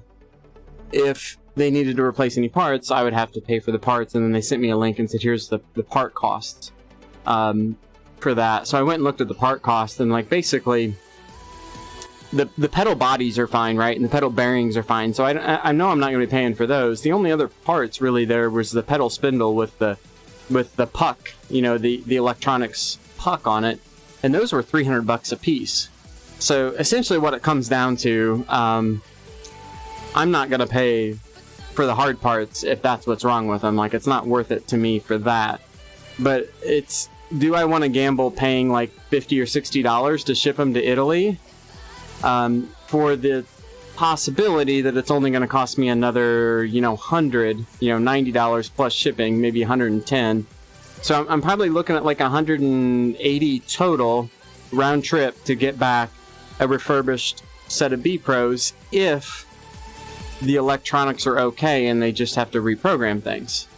The risk to that is I pay the $50 or $60 shipping, they diagnose them and they say, yeah, we need to replace a pedal body or a pedal spindle with the electronics puck. And if they tell me that, I'm just going to throw them in the garbage, and I'm out the like $60 shipping. So I know I've said this a few times on stream, so some of you guys have probably heard it a couple times, but that's kind of where I'm at with those. Really kind of struggling with what to do with it. I like the idea of having a backup power meter, but these are really good so far. The Asiomas, having the second set really just allows me to put them on the TT bike and they stay on the TT bike, but the Asiomas are even easier than the B Pros to change between bikes. Do I care about swapping them over? I don't know. May not be worth the $50 or $60. They're 2-year-old power meters, or 2.5 years old with 30,000 miles on them. It might just be time to be happy with the use that I got out of them and call it quits. Gonna go look at the Zwift power results real quick. So see what this looks like.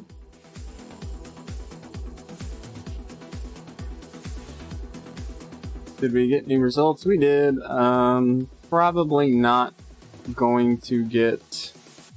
I had a good 15 seconds, 12.5. I think our PR for me is only like 13.2 anymore, so that was a good kick. Herbert didn't have a big kick, and that 9.8 he did, but it might have been on the hill, not on the finish. Of course, he had a big 20-minute. I mean, he worked hard, because I almost felt bad. He only averaged 2 beats per minute above me, though.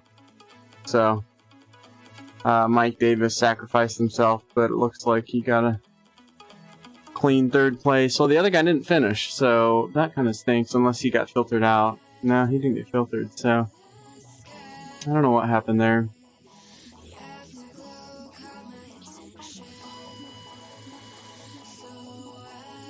What is it? I gotta go figure out what these categories are on this ZHR. There was an A and a B group starting. I picked the A group because that's just what I do, but I don't know if these were age categories, and now they've got M's in them. I don't know. Is that just men's? Was it supposed to be A for men and B for women? I don't know.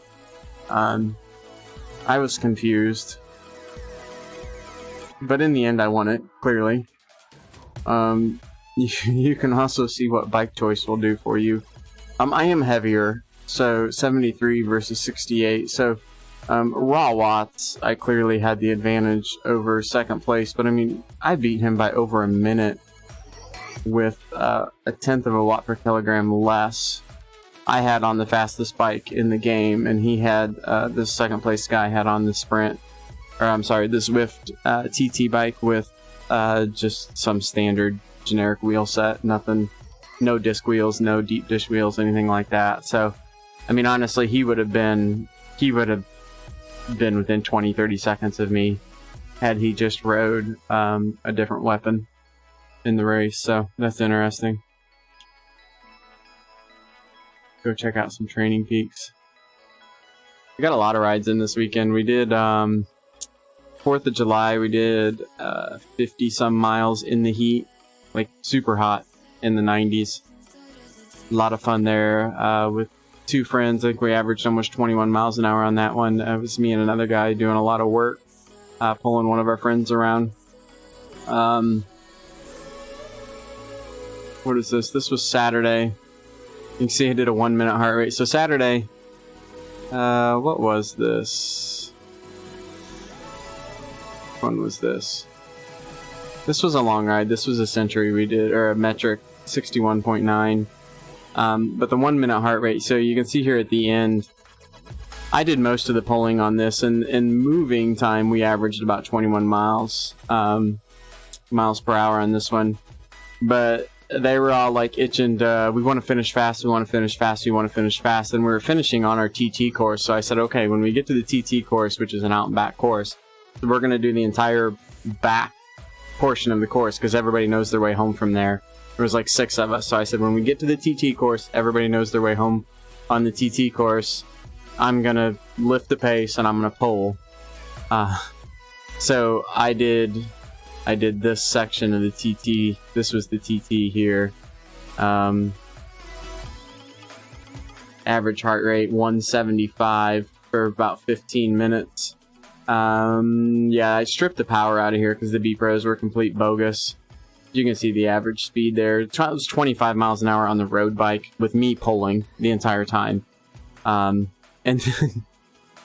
one of my buddies, so 4 of them stuck to my wheel. I mean, just stuck to my wheel the entire time, all on TT bikes, drafting me in aero, like just absolutely tucked in, riding my wheel. And the last 300 yards, which I would have done the same thing. Last 300 yards, last one in line, just all out sprints me, and I buried it.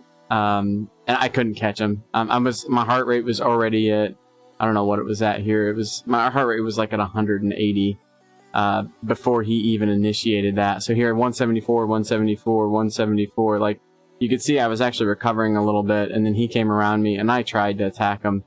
I got up here to 192, trying to get after him, and I couldn't. It was a really, really bumpy part of the road, and I couldn't get to him. I couldn't get in the draft, but it was fun.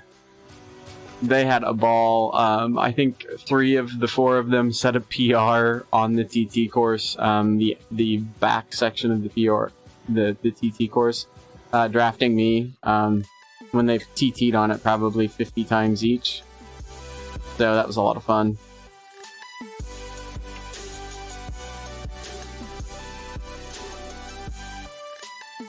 Just looking at the power curve to see what we did here. So we did have some big 1-minute powers here. This was the second hill climb. Definitely a 6-week 1 minute for me. Yeah, we're itching up on a 2019 number there. I mean, we're a little bit off 30 watts, which is a decent chunk, but not too shabby there. We clearly had a sprint bug in here somewhere that we got a 2,000 watt sprint in this year. But definitely for 6 weeks, we had some good sprints in here. We had good numbers here. Nothing too exciting for the entire race though. This was all about the efforts on the hills. Having some fun there. Go back and look at the TT real quick before we sign off. TT wasn't quite as strong as last week's KISS TT that I did, but we were close. So Sushi, you have to be a Summit member, I think, to get it. So you have to be a paid Strava. If you look under, for me, if I click on analysis, you see under the Summit tab here on the left, I have to click on Power Curve. Now, if you don't want the full, if you don't want to pay for Strava, this little guy down here is nice too, though. This critical power thing here, this is through a plugin, a Google Chrome plugin, I think called, is it Strava Sauce? I think it is, that does that one.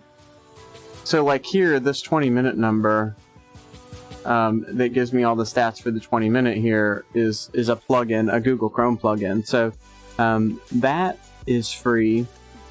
And if you go back to the overview, Stravistics is another Google Chrome plugin that gives me all this stuff in the upper right here, all this median cadence, weighted average power, watts per kilo, pedaling time, reserve heart rate, all this stuff up in this box is Stravistics, yeah. So Strava Sauce, yeah, Strava Sauce is the other one. I like these critical power numbers on Strava Sauce. So I thought without the Summit you could still see the power curve, just not the historical comparison. I thought you could see the single power curve, but maybe not. But I like this for comparing the previous efforts. So if I go to, just to kind of show you, we'll go to one of the other people that were on this ride. Yeah, whatever. I want to go here. I'm just going to pull up some random guy that's riding with us, right? Let's find somebody. Mr. Harris. I have no idea who you are. But if I pull up Mr. Harris's ride, and I go to analysis, maybe I can't. I thought I could view his power curve too. Maybe not. So let's, on some people, I can open their power curve the same as mine. I just can't compare it to previous ones for them. I can just see their power curve for that ride. Stravistics, so yes and no. Stabboon, that's a good question. I think Mike Davis hasn't uploaded his yet. So what I think happens is Stravistics Elevate was built and grown out of Stravistics. But I actually have both. But I don't think that they're doing anything with Stravistics anymore. So, well, no, you're right. Because it says up here at the top, it says display Elevate extended stats now instead of Stravistics. So you're right. Stravistics is no longer the name, it is Elevate. There's two different things that Elevate gives you though. So we've got these stats here in the upper right. and I can click on this button and I can display the extended Elevate stats, right? So this is a bunch of graphs and stuff. I never look at this. I don't really look at this at all. But the other thing that they've got, if I go up here, where is it? If I go up here to Elevate and open the Elevate app, this is a whole nother world here. So, I haven't looked at this in a long time, but this is a training stress graph similar to your training peaks. So like this here, we've got the yellow line is fatigue, the purple line is fitness, and the orange line is basically your training stress balance, right? Your form, whether you're rested or fatigued or whatever. So fitness is your long-term load. Fatigue is your short-term load. So like the purple line represents like 45 days, the yellow line represents like a week, and then the orange is basically if you're really fatigued or if you're really fresh. The lower it is, the more fatigued you are. So this is Elevate. This is free. It's a plugin. You use it through Strava. Now here's my training peaks. Very similar. You can see we just did these rides here. If I go to my dashboard here and I open this up, this is basically what Elevate is, and I'm paying for Training Peaks to do this. Where the blue, they're calling fitness here, CTL. That's my chronic training load. That's my long-term training load. The pink, ATL, is acute training load, which is your 7-day training load. So if your pink is above your blue, your yellow is going to be negative, which is TSB, which is training stress balance or form. So my form today was -10. Tomorrow's going to be -16.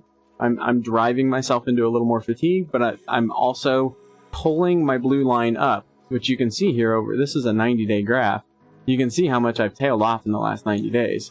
I mean, I was up here at 111 for a CTL, and I'm just now rising back up to an 85. This trough in my blue line was good for me. I'm feeling better. I'm getting good, with it. I'm starting to get my form back and stuff. So, it's getting really good now. But I let it go a little bit too much. But it was a good break too. So, but this is my overall fitness, and like this is my run. You can tell I'm not running much. This is my run only. So it's like I need to start working on this one a little bit.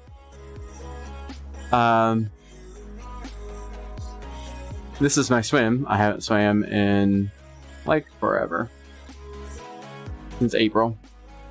So how long is this? This is a chart for 6 years for me.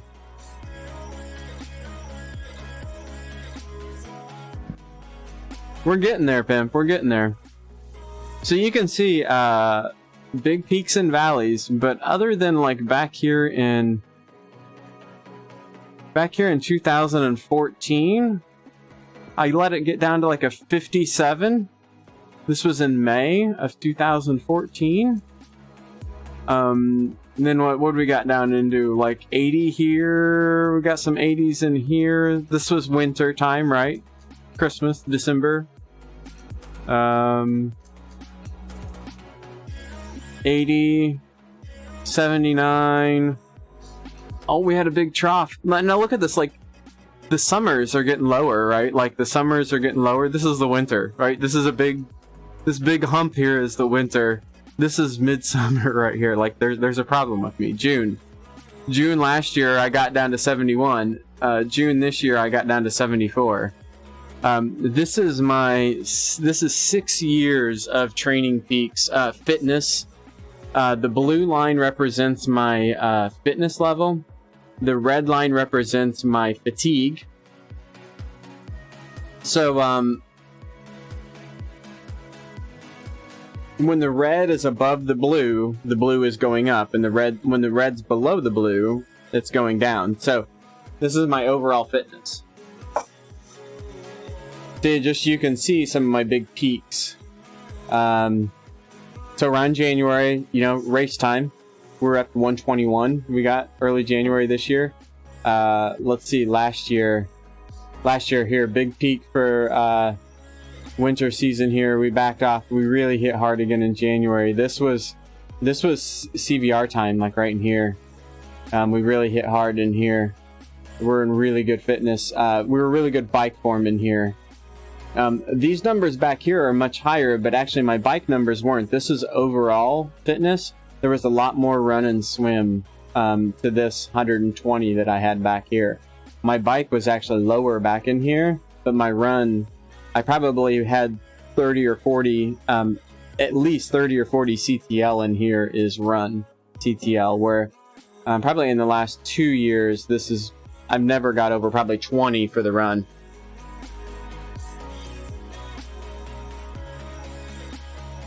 It actually was integrating with Strava Sushi, and they had some problems with it, and they turned that off, and I don't know if it's back on yet. It kind of is open to everybody. If you go sign up, I think you'll get in. But most of it, Big Ring, not all of it, but not Big Rig. Not all of my cycle training, but a lot of it. I do the CV Arcade a little bit. I'll dabble in some other things. Yeah, the racing right now is invite only. Sushi, that just popped. Sushi, you're in the team, right? Go check out the team Facebook page. There's a post in there from about 4 or 5 days ago, directly from Frank. Good info in there. I don't want to share it here because I don't know if that's public info. I'm not positive, but they've done World Cup in the past, and I would expect something like that in the future. I'll just say that publicly. There's no doubt that something like that's coming up, probably over this next season. But I don't know specifics. But Sushi, go check out that team page, and I think there's a little bit more detail there.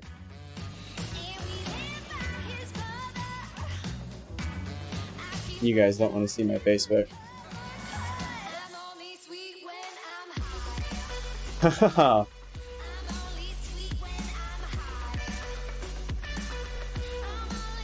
Why Zwift over Sufferfest Trainer Road? That's an excellent question, actually, Big Rig. So there was some news today, so let's talk for a little bit here. I'm gonna get my stool. Big Rig's got some questions. We're gonna talk.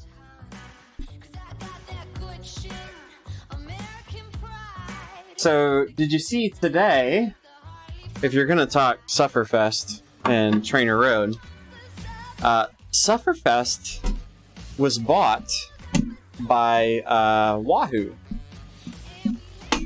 So, if you don't know who Wahoo is, Wahoo makes probably, if not the most popular indoor trainer, the top 2 or 3. In my opinion, it's the best trainer out there. They've had a few gremlins in the newest model, but overall I think it's the best trainer out there. They also do bike computers similar to Garmin. This right here is a Wahoo Element Bolt bike computer. So right here around me, I've got a Wahoo trainer behind me. I've got a Wahoo Element Bolt right here. I've got a Wahoo cadence sensor right there. So they do a lot of the electronics for cycling, not power meters, but a lot of the others. Yeah, Kicker. The Kicker is my trainer. So you saw me tip my bike straight up in the air. My bike doesn't have a back tire on it.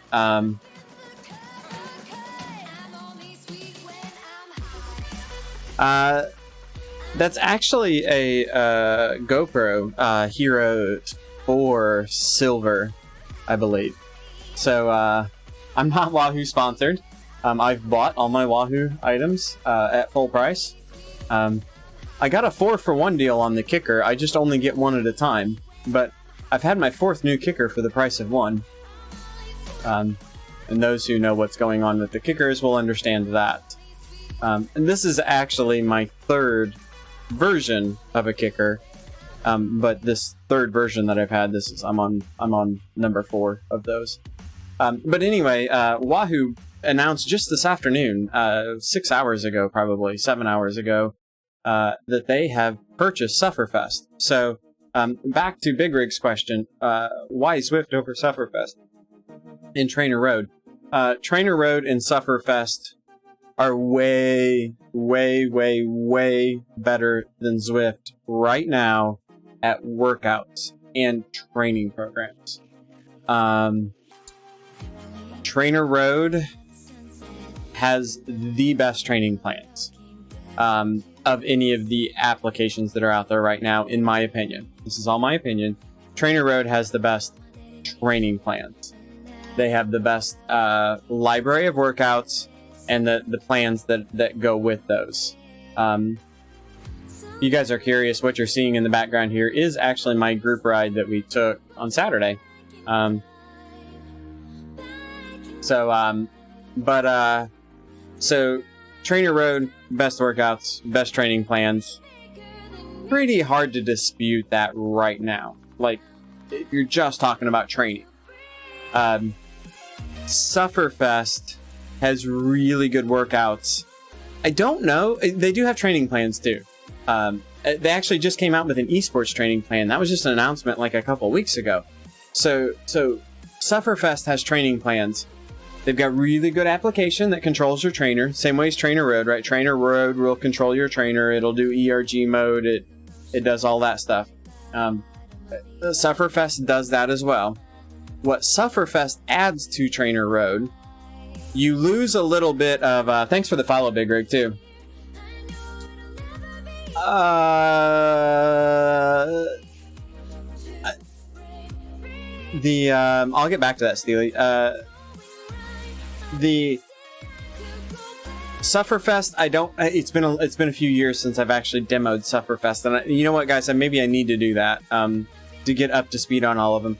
But Sufferfest has really good workouts. Like, the Sufferfest workouts are hard, but they're good, right? They need to be hard. They're so hard. But what was awesome when I was doing Sufferfest pre-Zwift days is they have entertainment value too. You're not just staring at a green line on a screen and I need to hold my power in the green line, or the trainer is holding my power in the green line. You're not just staring at a graph. I mean, literally, guys, when you were doing Trainer Road workouts, you were staring at something not that much different than those Training Peaks graphs that I had up on the screen just a minute ago. It was just like, you were just watching your power go up and down relative to a line that you were trying to hold. That was it. Sufferfest has like Tour of France videos in the background and has music to it, and the video goes along with the effort. So it'll be like, oh, somebody broke away, you need to catch them, and it'll be an effort, right? And then, oh, you caught them, and it'll slow you down, and the music adjusts for it. So it's got a little bit more of that immersion to it, but it's still single player, single person focused, workout focused. So there's Sufferfest is kind of the hybrid, and actually I enjoyed Sufferfest more than Trainer Road because I didn't need the robust workout plan. I could kind of pick through Sufferfest of what I wanted to do and still build a good training plan and stay fit and do all that with Sufferfest and have the entertainment value to go along with it. So I liked that. Sufferfest library at the time was fairly small. I think that's changed. I think Sufferfest has a ton more stuff now. So I don't think I think they're much larger than they were when I used them a few years ago. So what Zwift has that nobody else has is the community, right? They've got the community, they've got the roads, they've got the events, the multiplayer, the racing, all that stuff. So if you just want to look at workouts, if you want to look at what Trainer Road and Sufferfest do, if you just want to look at what they do, and does Zwift do what they do as well? It doesn't. Like, Zwift doesn't do what Trainer Road and Sufferfest do as well as Trainer Road and Sufferfest. But Zwift does a ton of other stuff really, really well that this Trainer Road and Sufferfest don't do. There's other tools that are trying to do that. CB Arcade, the new the Rivet. I demoed that a few days ago, guys. If you didn't see that, you might want to go back and look at the VODs. I rode the Rivet for a little while. I mean, it's cool. So it's got some of that in it. But so I think that's where Trainer Road and Sufferfest are in the mix. Can you make custom workouts in Suffer and Trainer Road? almost positive you can in Trainer Road, and in Sufferfest, I don't know for sure, Steely. I'm pretty sure that you can like build a workout in Training Peaks or something like that. I think you can go into like Training Peaks and build workouts and then import them into Trainer Road, like you do into Zwift. Like the Zwift takes the ZWO files. I think Trainer Road will take an ERG file. I think it's an ERG file as an input. Steely, personally, having a custom training plan kind of makes the other platforms irrelevant to me. Yeah, I agree with that, Steely. If you're getting your training plans from other places, yeah. So if you're getting your training plans from other places and you're writing Zwift, and so Zwift kind of has that combination. When you get into doing workouts on Zwift, just workouts, a lot of what Steely's doing, right? He's doing workouts for the most part. It competes kind of closely with Sufferfest, so it gives you targets, it holds you to those targets, but you're not just staring at a graph. You have a road, you have something going on. So in Sufferfest, you have videos and you have music and things like that going on, whereas in Zwift, you have the other riders around you and stuff like that going on. But the footage and stuff, yeah, that they do in Sufferfest and that is really cool. One thing that we have to consider here, like, I think I could ride Trainer Road and stream and interact with you guys and do that without much trouble. I'm not sure that I could. I'm not sure that I could do that with Sufferfest. From a copyright perspective. Technically, I'm not sure that I could provide you guys this. You know, like, I'm sure I could demo it and that, you know, I'm not going to get... But, like, long term, like, I don't think I could stream 8 hours a week giving you guys Sufferfest without them coming back at some point and being like, you know, it's... They're paying copyright on those videos for their users to use them, but not for their users to rebroadcast them to somewhere like Twitch or somewhere like that. So I think that's something to consider, too. The Zwift discussion earlier today, some of you guys were on there. I know, Steely, you were. I'm not sure if you were on there right at the beginning, but I actually sent Nathan a note, like, as soon as Nathan went live, before he was actually, like, on screen, I sent him a private message, and I'm like, we gotta talk Wahoo Sufferfest. And, like, we immediately jumped into that topic in the thing, and I think it was on Nathan's radar anyway, so I don't think I necessarily prompted him to talk about that, but I was like, it literally popped up on Facebook like 10 minutes before that stream started. And what I said there and what I'm saying here, I think it's an interesting move because it is a strong trainer company, Wahoo, purchasing arguably either the second or third, maybe fourth largest competitor to Zwift right now.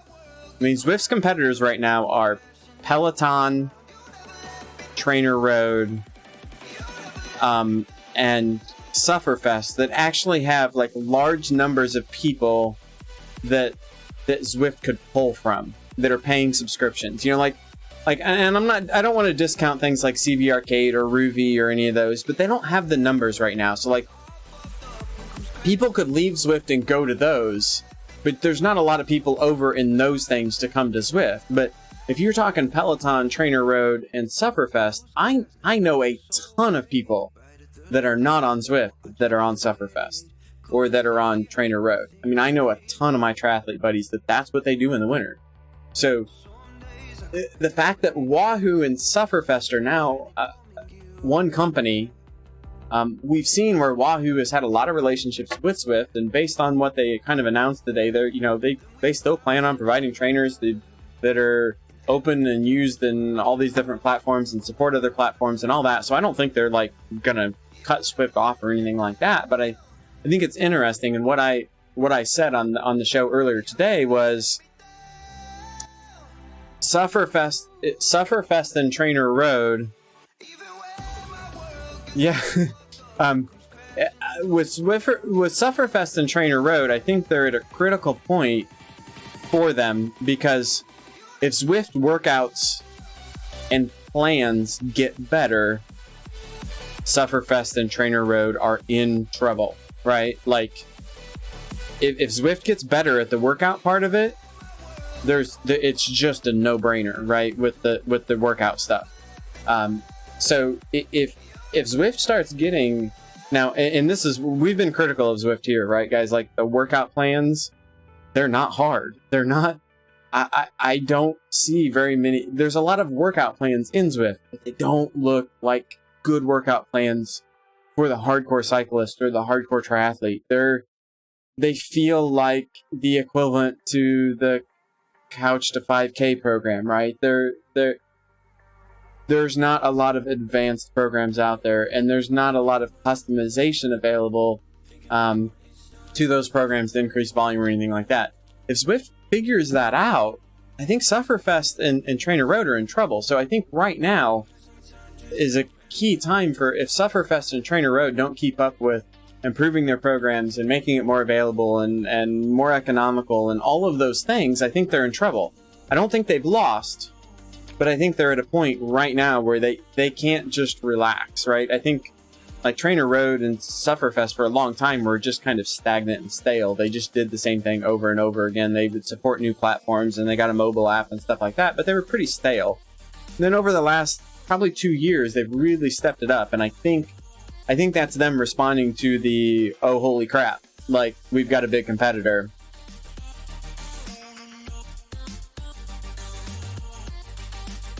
So I will be curious to see how all of this comes up. I will tell you, I'm not really in a lot of the inner circles, but I heard way more like, oh, kind of comments today behind the scenes from different people related to this than I did like the Garmin Tax stuff and some of that stuff. Like, Wahoo Sufferfest got some people's attention. Both very strong products. So the other thing that I thought about in this mix is 2 key points, and I have no idea how this is going to play out. I'm not a market guy. But if Wahoo owns a training platform like Sufferfest, I'm thinking they're going to be less likely to get in bed with other training programs. So, a very popular live event. Well, I mean, I think we can just put it out there, right? Like, there was one version of CBR World Cup that had kickers. There was one version of CBR World Cup, or a couple that had hammers, right? And along with that came the I think they had the branding of the trainer platforms associated with those, right? The Zwift eCrit Europe was tax branded, and I'm pretty sure that the eCrit US was hammer branded. If you watch Cycling Hub do their Wahoo live events in Europe, they're riding on the Zwift platform in the Wahoo booth.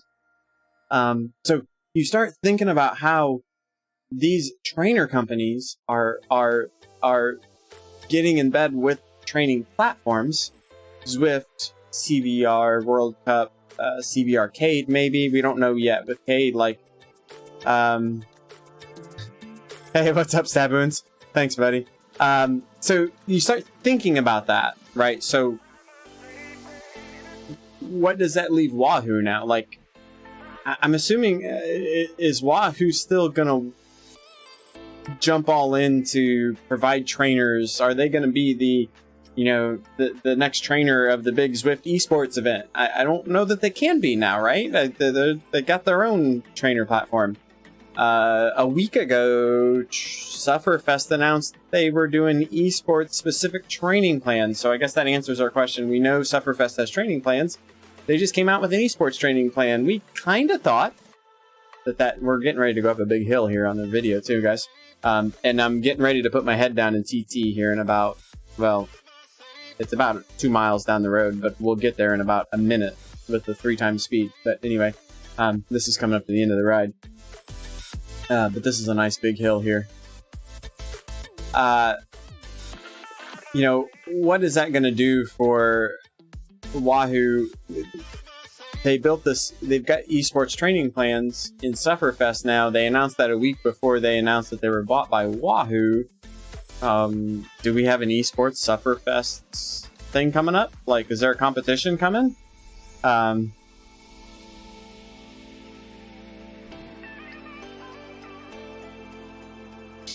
You know what, Steely? I was sitting here thinking, as soon as this went, I've got a $100 voucher still at Wahoo from my kicker treble that I haven't spent on anything, because I'm just like, there's nothing I really need at Wahoo right now. There eventually could be, but there's nothing right now that I really need at Wahoo. I'd like a Headwind fan, but I'm like, wait, if I wait like a couple weeks, can I spend that voucher on a Sufferfest subscription? Like, let's just buy a year of Sufferfest and let's use it, right? Let's figure it out. Maybe just a month. I don't know. But I thought about that, and I also thought about what you're saying is,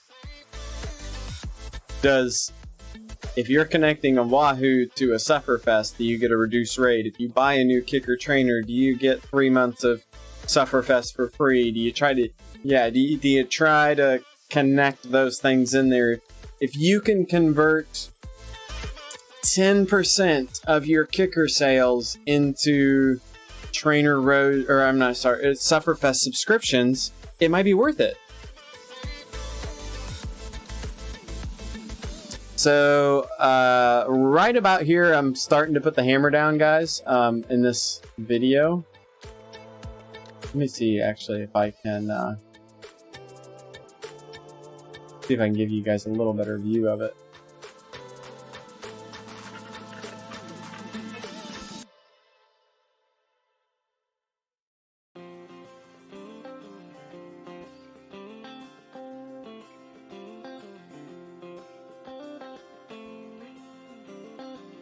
Moving this up just a little bit so you can see the gradient in heart rate.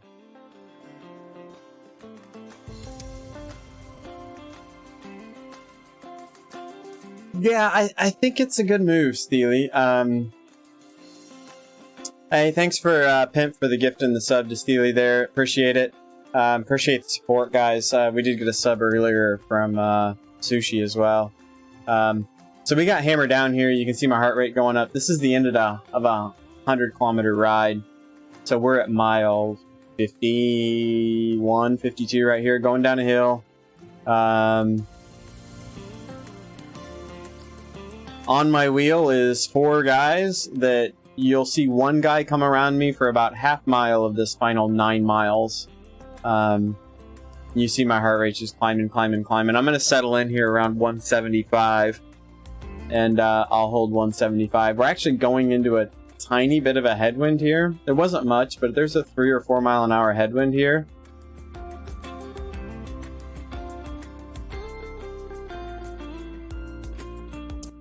Yeah, Steely, it was interesting. I think it was Llama's article on that. You know, they did point out that Wahoo's really the only one that doesn't have a training app. You know, Ruby goes along with, what is it? Was it the Hammer, the Cyclops stuff? You know, they've got the Ruby app. Tax has an app. You know, everyone of the big trainer programs or trainer software companies at least have an app.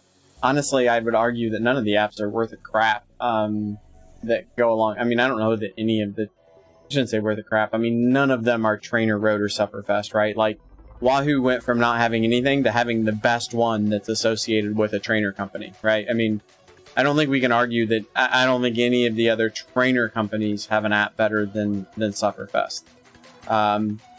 None of them were anywhere near Trainer Road, Sufferfest with that were directly associated with the trainer brand. So you can see me still hammering on this ride. Heart rate getting up to 177 here. Running into a headwind a little bit here. Just you can see me rocking. I'm not actually on a TT bike. I'm on the bike that I ride on the trainer here with the clip-ons.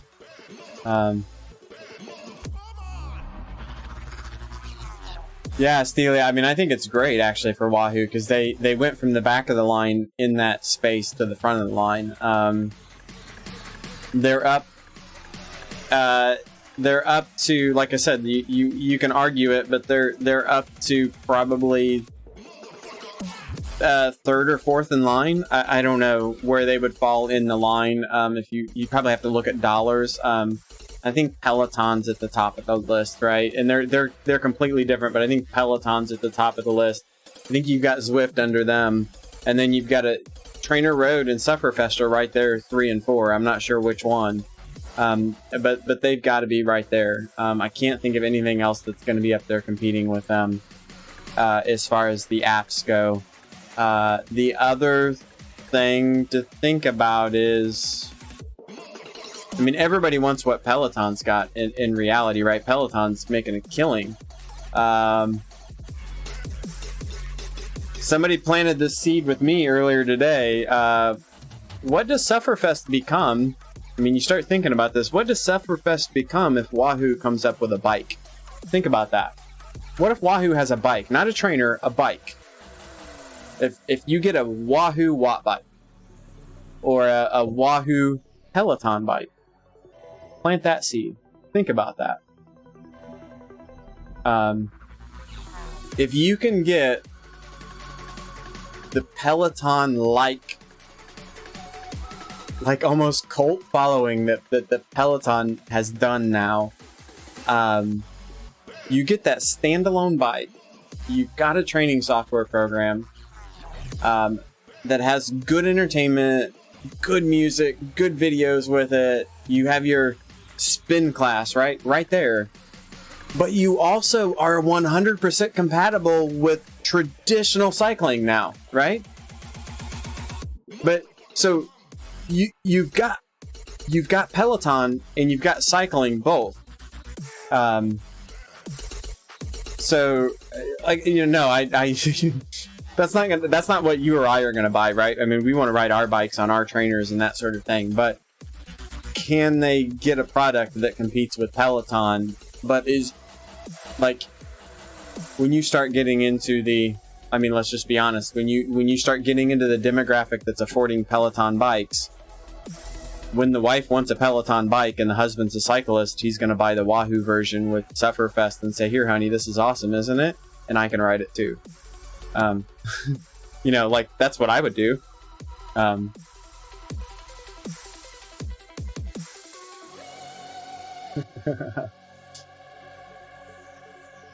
Yeah, you know, I don't know what those bikes would have to be. It just really could just be a spin bike on a kicker, right? I mean, it doesn't have to be something too complex. Tax has pulled it off. I'm not sure what Wahoo would have to do to pull it off. You have to think that they've at least got that on their radar screen. Whether it's something they're actively working on or going to have out anytime soon, I have no idea. But you have to believe it's somewhere on their roadmap, even if it's a nice to have off to the side and not an active project. You have to believe that's the things that they're talking about.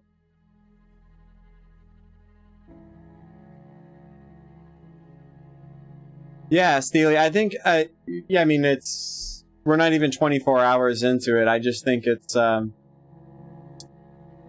could lead to a lot of different things. And like I said, it's very different than the Garmin tax thing and some of that stuff. Yeah, I haven't got my wife on the trainer yet. My daughter has, but not my wife. She's not that interested in it. Now, she did completely burn down my treadmill and I had to buy a new treadmill, which I'm not complaining about, right? Her treadmill. Well, her treadmill cost more than my trainer, but not my trainer and my 3 bikes and my computer and everything else that goes along with it. So, I'm not complaining about a treadmill. So, I actually have 2 treadmills right now. One that needs fixed or junk, and the other one that's brand new. But my wife walks for like an hour and a half a day, 5 days a week. So it gets its use. So I'm not going to complain. Anyway, guys, that's a lot of talk after a long ride. But it was a good chat. Like I said, a lot of just interesting stuff going on right now. And we haven't even talked about the big stuff this week too. You use bad language. I think you're kind of new to the channel too, so thanks for dropping in. Thanks for speaking up too. It's great to see new names around here. We had an elliptical for about 3 years, Sushi, and I sold it. We didn't use it. So Wednesday, guys, Wednesday at just after noon Central Time. So for those of you, nobody's in Europe now. So you guys, I think everybody's North America that's here at this time of day. We're talking noon Central Time, somewhere around there.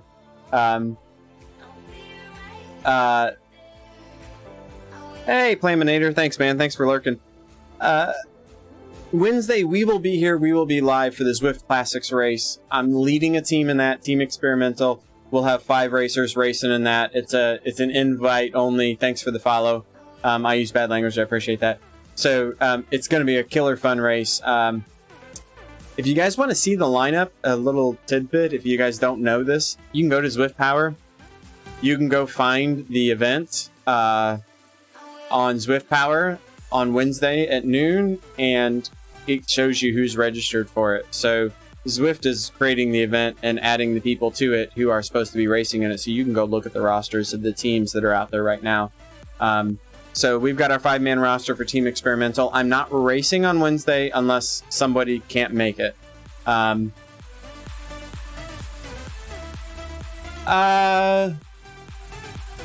We can talk about it, yeah. I got a few minutes. We can talk about it a little bit. So, let's just go to Zwift Power, and I won't share any big secrets other than I'll put the data in front of you the same way as I'm going to look at the data for the racers, and make a kind of an educated guess on the basics of who you've got here. So, I'm going and I'm opening this up. My team is Team Experimental, so we're going to go down to my team first, and we have our 5 registered riders right here for Team Experimental. So we've got these 5 riders.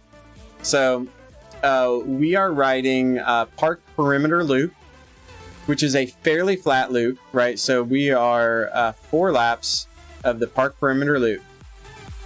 There's some punchiness in that course. We all know New York, it's got some rolling to it, right? But no hill climbs. Yeah, and I'm going to urge Francois to go live for that, guys. So you'll be able to watch Francois live racing. I'll be live here in the team car. I'll just be sitting here in the team car talking to you guys and talking to the racers. And we're also the team old men, right? We're all masters, which is 40 and above, except for Marco and Francois is even older. So for our team, if you look at this, Per Johnny Doving and Marco Marina are of the 10 guys or so that we've got lined up to race for our team for the overall races. Marco and Per Johnny Doving are our biggest sprinters. So if you go over here and look at the right-hand side of the screen here, for 15 seconds, they each have a 14.2 and a 15.8 sprint at over 1,000 watts. Hey, I'm a master, so I get it, man. We'll probably be the oldest team, probably in the league, I would guess. So in general, if you look at the roster of our team, in this first race, we've got our workhorses in Kai, Doving, and Francois with our 5.0, our 5.2 FTPs. Francois does really good at a punchiness. Francois is really good at like that Innsbruck ring, that 1 minute just hit you in the gut kind of thing. So Francois does really good on this course because it's got the couple little kickers in it. But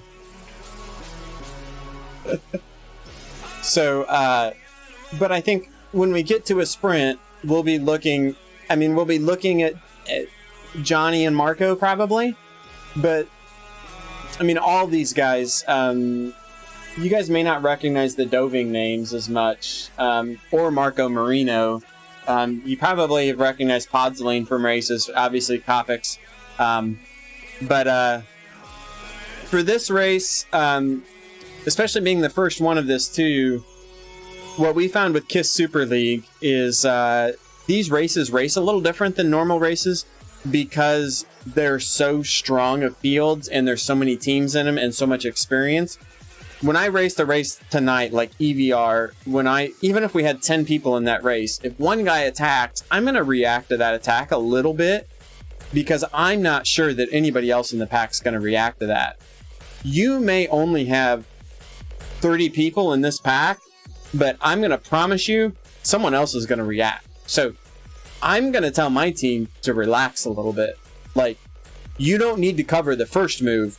You need to ride with the next move, if that makes sense. Like, you got to take a deep breath and not have quite the hair trigger to react early in the race. Now, late in the race, that's a different thing. Power up and double draft. No double draft. Power ups are everything is available. Like the new invisibility and the new breakaway burrito, I believe, are both in play. So, yes, power ups, full power ups, no double draft. There's also a sprint competition. So it's park perimeter, and you've got that green jersey or that green banner on that perimeter loop. So every lap there's sprint points. So there'll be a sprint winner as well.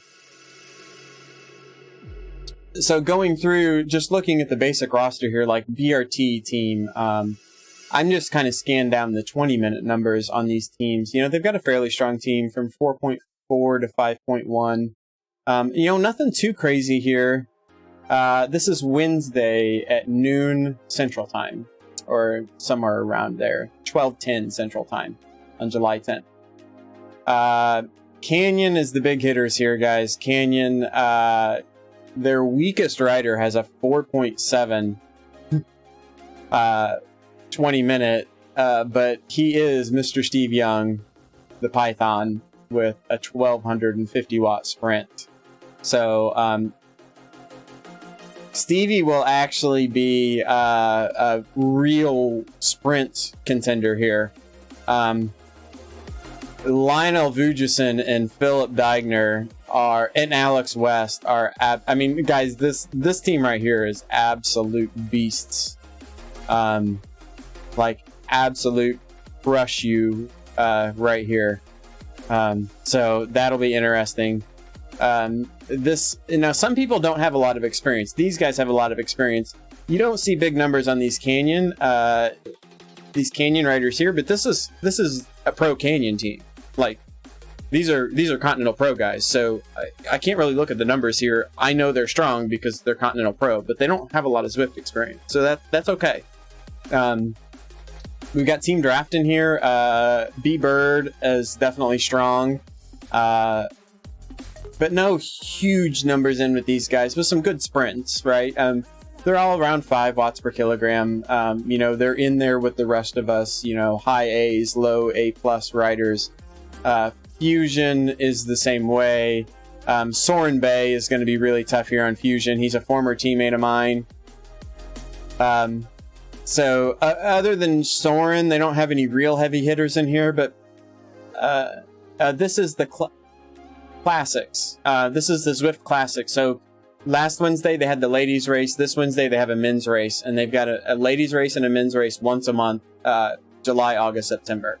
So we'll have the men's race this week, and then we've got like 2 weeks off, and then you've got a women's race, and then a men's race the following week, and then 2 weeks off, and then again, I think is the sequence we're going. So it's one race a month for women, one race a month for men, July, August, September. Same teams, but we can have unlimited roster. So like for Team Experimental, I think we've got a total of 10 or 11 riders on our roster. So the 5 that you see here will only repeat. Like 2 or 3 of those guys will race twice. But all race.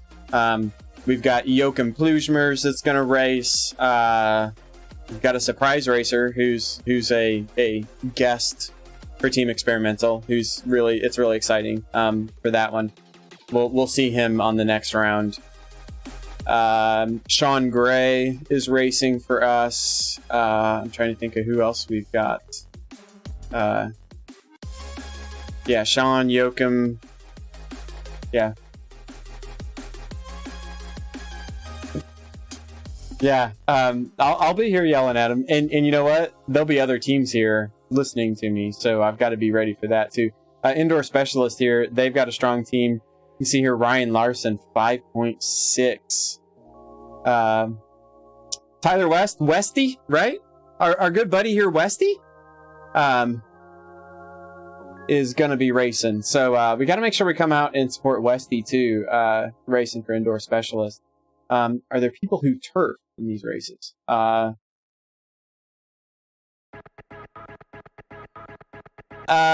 So part of this series is we are under the new esports guidelines by Swift, and those have been published out there if you want to look at it. But we are open for what do you want to call it? Verification, investigation, and things like that. So there are a certain number of riders out of every race that will either randomly or based on how they finish be selected for verification. That will include trainer, power, and weight verification. No, top 3 in every race, and then 2 or more random riders within the race. They haven't asked for it yet, but in the Zwift Super League, we all had to submit weight videos, every single rider. They haven't asked for that yet, but we're all prepared to do that. I mean, every time I change my weight, I've got a video of my weight. So, and most of these guys are either Continental Pros or have raced live somewhere in the past. Like a good number of these guys, just looking at this page, like Matt Gardner, Jim McQuaid, Bruce Bird, Ed Hopper, you know, those guys are guys that have either raced in real life somewhere for Zwift or like have like legit like Cat 1 licenses. I've not seen Messi on the list yet. He's not on the roster right now for this first race, so I have no idea. He would be Team TFC, who I haven't seen the Team TFC lineup yet, so we'll look here as we're going through. So Indoor Specialist actually has 6 listed here. They should only have 5 racing, so I'm not sure if all 6 of these guys are in the race. One of them's for a different team. I'm not sure what's going on there.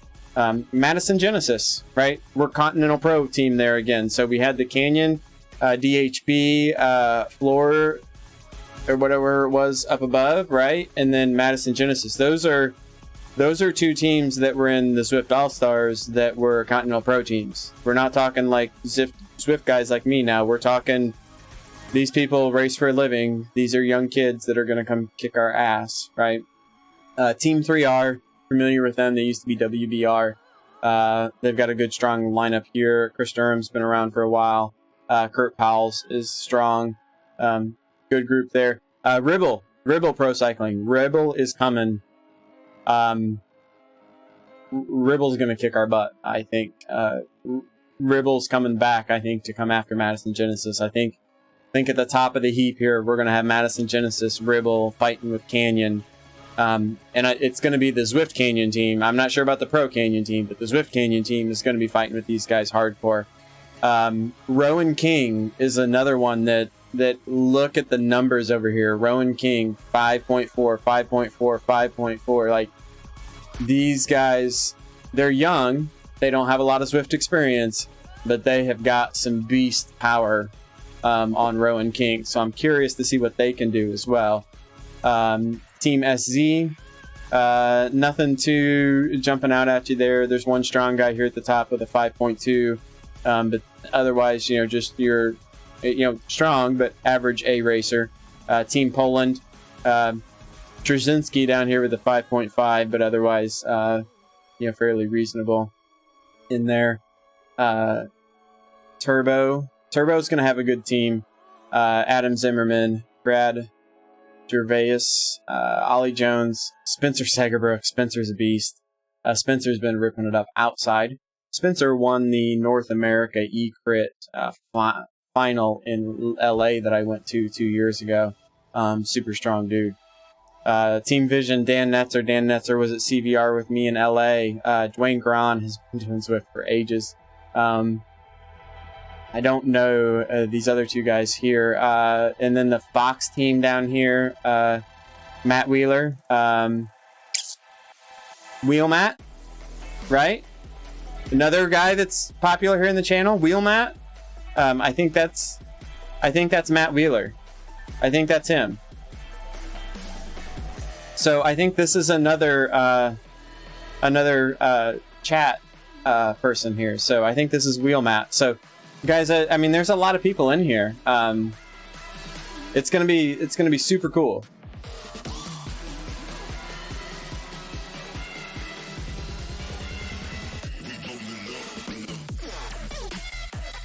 So, alright. This is it. I gotta go eat. I'm hungry. I don't need to go eat, but I'm gonna go eat. Who do we have? We got nobody Zwifting, do we? You know, to win the race? I don't think so, Steely. Honestly, I don't know from a race winning perspective. I'm not gonna pick anybody on my team. I think my team can win, but I don't think we'll be considered favorites, and I think it's better just not. I'm just gonna stay away from my team. I think Turbo has some killer sprinters that if they don't hurt them, you got Adam Zimmerman. I think Alex West is a good pick for a sprint. I think Zimmerman's a good pick for a sprint. Steve Young is a good pick for a sprint. Stevie's pretty hot and cold, but if Stevie's hot, he's going to be tough too.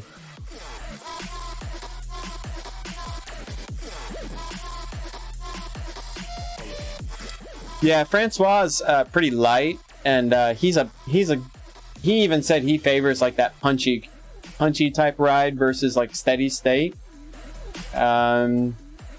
The young guy who won the Zwift Champs. Was that Holden? Is in here. I think he won the US one. Oh, Jeffers. Those guys aren't in here, so there's no Cycling Hub team. So I don't think Cam's in here. I don't know the story there. I don't know if their team was invited or not or what. So yeah, Cam could have been in the game here too. So yeah, we'll see. It's a good mix though. I think we're split with probably you're gonna have like 5 or 6 teams that I think are gonna be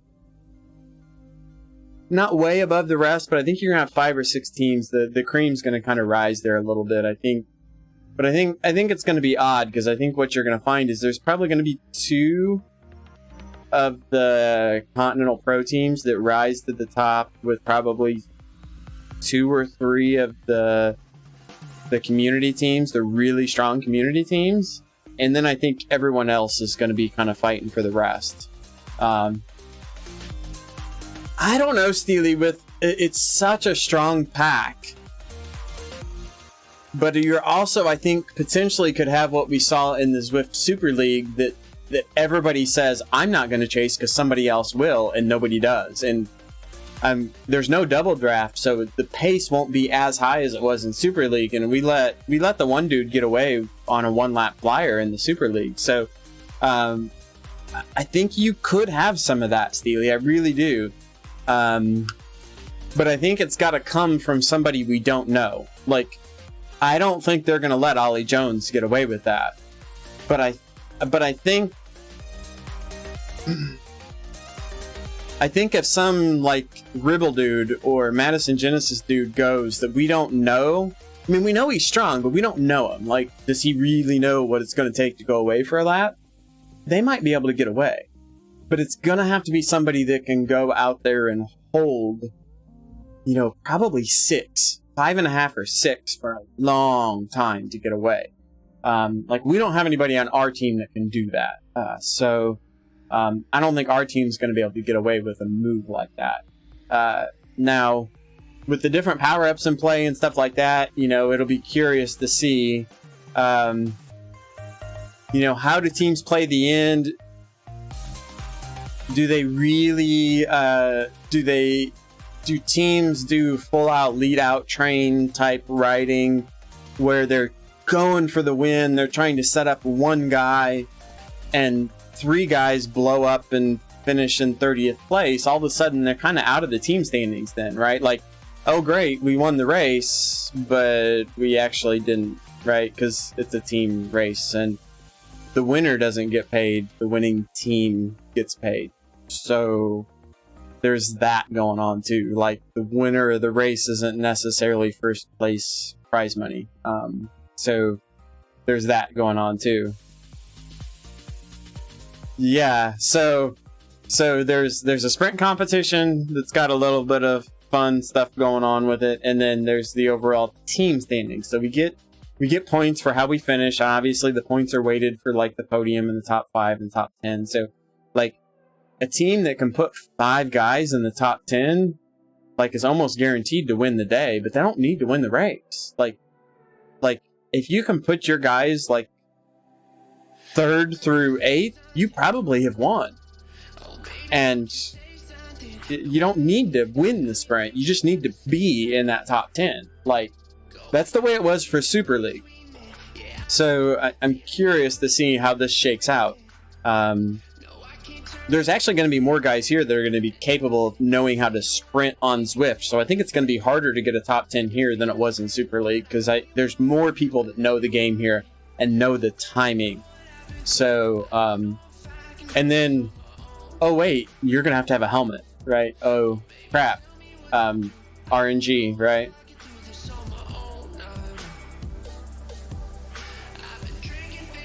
Yeah, what we found in Super League, Steely, was at about 2 kilometers, it just got stupid fast.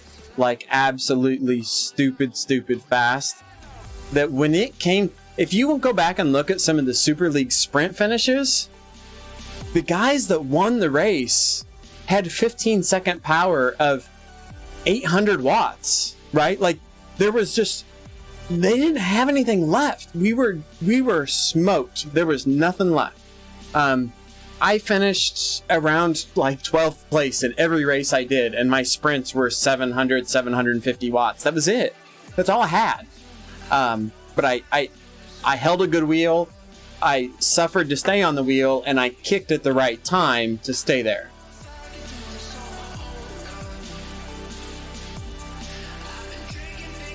Yeah, if they did that, Sushi, every single person would have a helmet to sprint. But no doubt about it. That's why they took the farming away from us. Yeah, we were double draft. Yeah. Without the double draft, it's going to change it a little bit. Yeah. The double draft will make a difference. Not having double draft will change these a little bit from the way the Super League was. Yeah, so, I mean, there's a lot going on with it. So, I'll be back around tomorrow around lunchtime, guys. We can talk about it a little bit more. It is no double draft. That is confirmed in writing with the race info. So, yeah, it's been great talking to you guys. I didn't know you guys were this interested in it. So, I'll be back around tomorrow around lunchtime, I think, and we can chat some more about it. We had a good night, good races, good pedals. I'm excited. We got equipment working good. We got some new guys tonight. Plaminator, you're one of them. We had a lot of others that dropped in tonight. So guys, it's great seeing new people out here, and we'll see how it goes. So thanks for hanging out, guys, and right on. Have a good night.